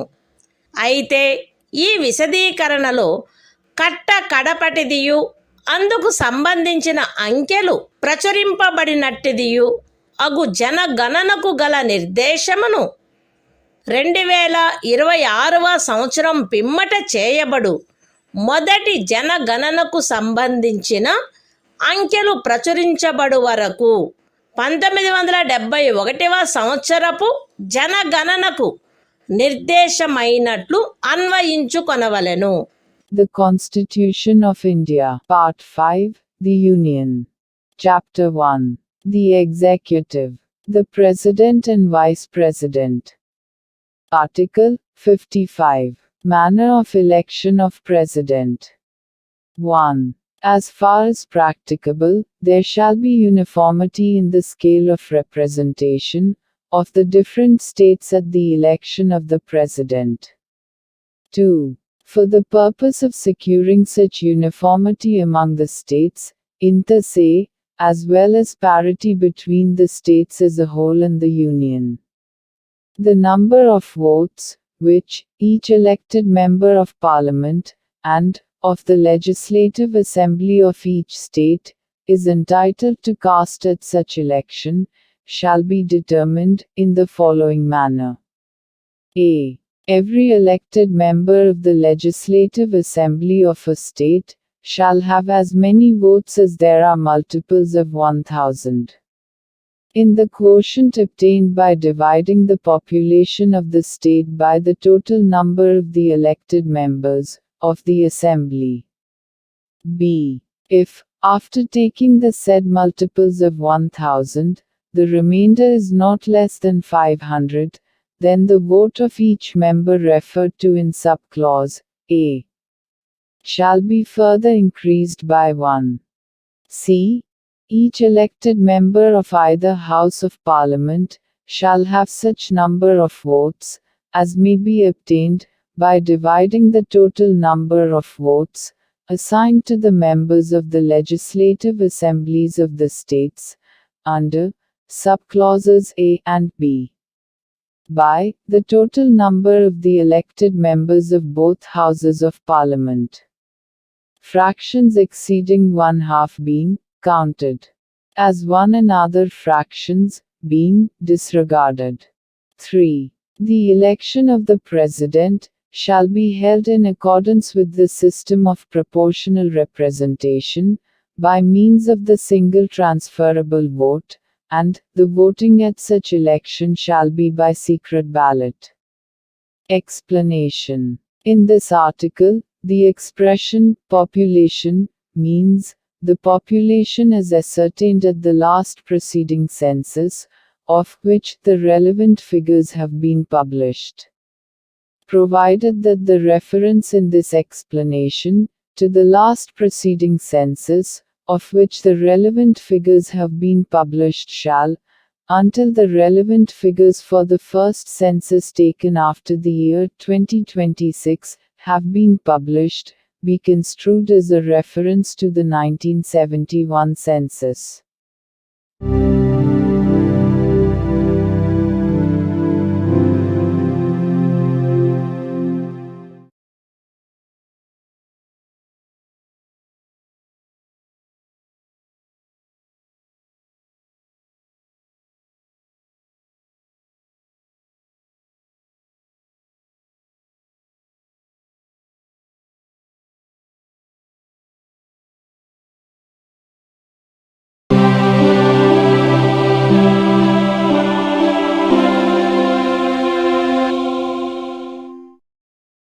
భారత సంవిధానము భాగము 5 సంఘము అధ్యాయము 1 కార్యపాలక వర్గము రాష్ట్రపతి మరియు ఉపరాష్ట్రపతి ఆర్టికల్ 56 రాష్ట్రపతి పదావధి రాష్ట్రపతి తన పదవిలో ప్రవేశించిన తేదీ నుండి 5 సంవత్సరముల కాలావధి వరకు పదవి యందుండవలెను.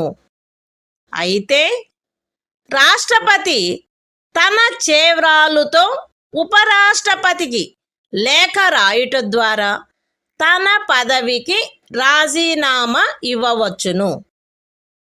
రాష్ట్రపతిని సంవిధానాతిక్రమణము కావించినందుకు 61వ అనుచ్ఛేదములో నిబంధించబడిన రీతిగా మహాభియోగము ద్వారా పదవి నుండి తొలగించవచ్చును.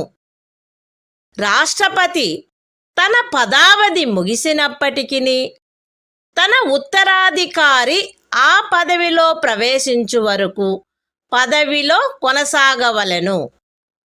ఖండము 1 యొక్క వినాయింపులోని ఖండము ఏ క్రింద ఉపరాష్ట్రపతికి పంపబడిన రాజీనామా పత్రమును ఆయన లోక్సభ అధ్యక్షునికి తక్షణమే పంపవలెను. The Constitution of India, Part 5, The Union. Chapter 1. The Executive. The President and Vice President. Article 56. Term of Office of President. 1. The President shall hold office for a term of 5 years, from the date on which he enters upon his office. Provided that a. The President may, by writing under his hand addressed to the Vice President, resign his office. b. The President may, for violation of the Constitution, be removed from office by impeachment in the manner provided in Article 61.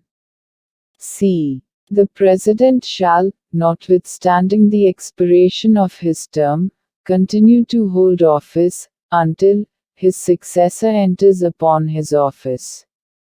2. Any resignation addressed to the Vice President under Clause A of the proviso to Clause 1 shall forthwith be communicated by him to the Speaker of the House of the People.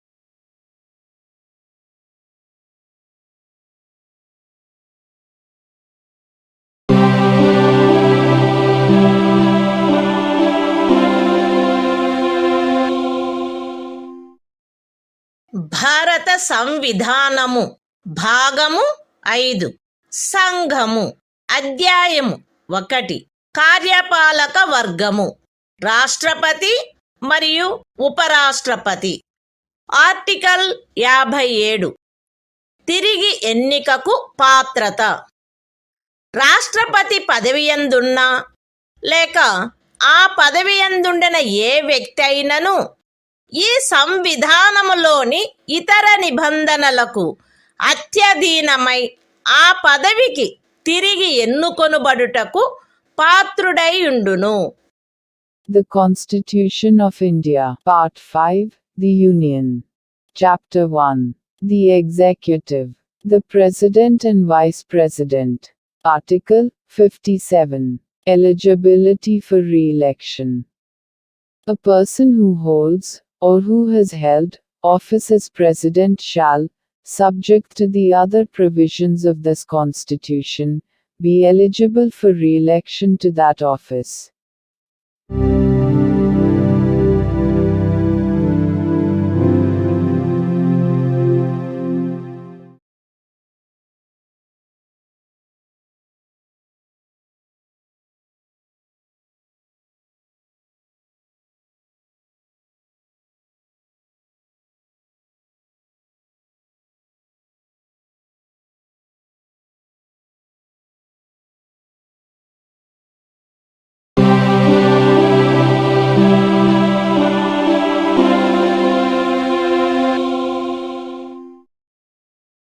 భారత సంవిధానము భాగము 5 సంఘము అధ్యాయము 1 కార్యపాలక వర్గము రాష్ట్రపతి మరియు ఉపరాష్ట్రపతి article 58 రాష్ట్రపతిగా ఎన్నికకు అర్హతలు ఏ వ్యక్తి గాని భారతదేశ పౌరుడై ఉన్ననే తప్ప 35 సంవత్సరముల వయస్సు పూర్తి అయిననే తప్ప మరియు లోక్సభ సభ్యుడుగా ఎన్నుకొనబడుటకు అర్హుడై ఉన్ననే తప్ప రాష్ట్రపతిగా ఎన్నుకోబడుటకు పాత్రుడు కాడు. ఏ వ్యక్తి అయినను భారత ప్రభుత్వము క్రింద లేక ఏదేని రాజ్య ప్రభుత్వము క్రింద లేక సదరు ప్రభుత్వములోని దేని యొక్క నియంత్రణకైనను అత్యధీనమై ఉన్న ఏదేని స్థానిక లేక ఇతర ప్రాధికారి క్రింద గాని లాభాయుతమైన ఏదేని పదవియందున్నచో ఆ వ్యక్తి రాష్ట్రపతిగా ఎన్నుకొనబడుటకు పాత్రుడు కాడు. విశదీకరణ ఈ అనుచ్ఛేదపు నిమిత్తము ఎవరేని వ్యక్తి సంఘము యొక్క రాష్ట్రపతిగా లేక ఉపరాష్ట్రపతిగా లేక ఏదేని రాజ్యము యొక్క గవర్నరుగా లేక సంఘము యొక్క లేక ఏదేని రాజ్యము యొక్క మంత్రిగానున్న కారణమును బట్టి మాత్రమే లాభాయుతమైన పదవి యందున్నట్లు భావించబడరాదు. The Constitution of India, Part 5, The Union. Chapter 1. The Executive. The President and Vice President. Article 58. Qualifications for election as President. 1. No person shall be eligible for election as President unless he is a citizen of India, has completed the age of 35 years, and is qualified for election as a member of the House of the People. 2. A person shall not be eligible for election as President if he holds any office of profit under the Government of India, or the government of any state, or under any local or other authority, subject to the control of any of the said governments. Explanation. For the purposes of this article, a person shall not be deemed to hold any office of profit, by reason only that he is the President or Vice President of the Union, or the Governor of any state, or as a minister either for the Union or for any state.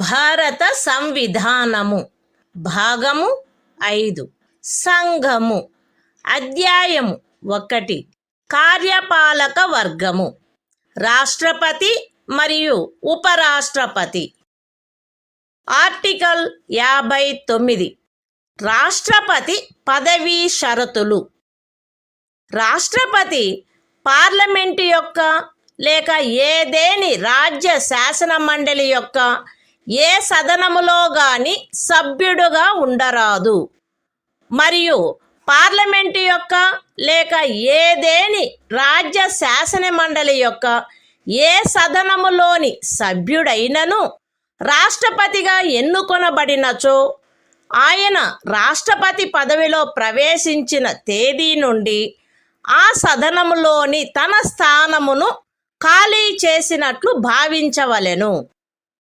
రాష్ట్రపతి లాభాయుతమైన ఏదేని ఇతర పదవియందు ఉండరాదు. రాష్ట్రపతి అద్దె చెల్లించకుండా తన అధికార నివాస గృహములను ఉపయోగించుకొనుటకు హక్కు కలిగియుండును మరియు పార్లమెంటు శాసనము ద్వారా నిర్ధారణ చేయు ఉపలబ్ధులకు, భత్యములకు మరియు విశేషాధికారములకు మరియు తద్విషయమున అట్లు నిబంధన చేయబడు వరకు 2వ అనుసూచిలో నిర్దిష్టపరచబడిన ఉపలబ్ధులకు, భత్యములకు మరియు విశేషాధికారములకు ఆయన హక్కు కలిగియుండును. రాష్ట్రపతి యొక్క ఉపలబ్ధులు మరియు భత్యములు ఆయన పదావధిలో తగ్గించబడరాదు. The Constitution of India, Part 5, The Union. Chapter 1. The Executive. The President and Vice President. Article 59. Conditions of President's office. 1. The President shall not be a member of either House of Parliament, or of a House of the Legislature of any state. And, if a member of either House of Parliament or of a House of the Legislature of any state be elected President, he shall be deemed to have vacated his seat in that House, on the date on which he enters upon his office as President. 2. The President shall not hold any other office of profit. 3. The President shall be entitled without payment of rent to the use of his official residences, and shall be also entitled to such emoluments, allowances, and privileges as may be determined by Parliament by law. And, until provision in that behalf is so made, such emoluments, allowances and privileges, as are specified in the second schedule. 4. The emoluments and allowances of the President shall not be diminished during his term of office.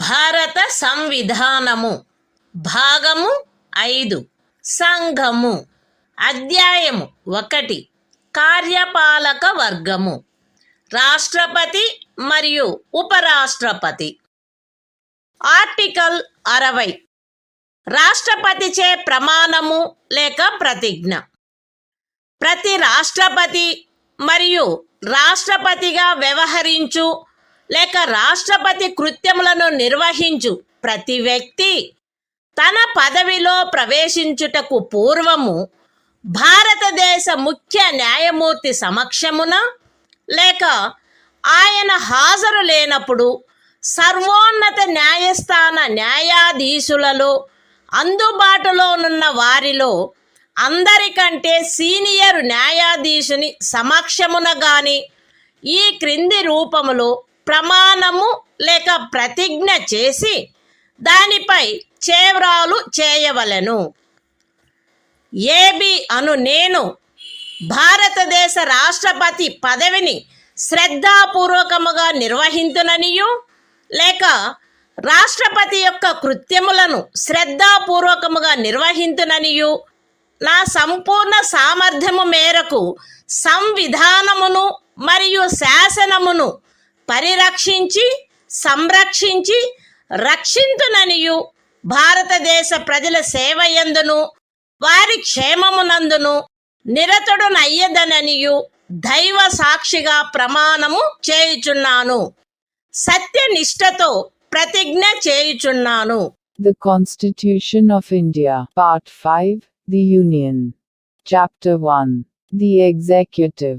The President and Vice President. Article 60. Oath or affirmation by the President. Every President, and every person acting as President, or discharging the functions of the President, shall, before entering upon his office, make and subscribe in the presence of the Chief Justice of India, or, in his absence, the senior most judge of the Supreme Court available, an oath or affirmation in the following form, that is to say, I, A.B., do swear in the name of God, that I will faithfully execute the office, solemnly affirm of President, or discharge the functions of the President of India, and will to the best of my ability, preserve, protect and defend the Constitution, and the law, and that I will devote myself to the service and well-being of the people of India.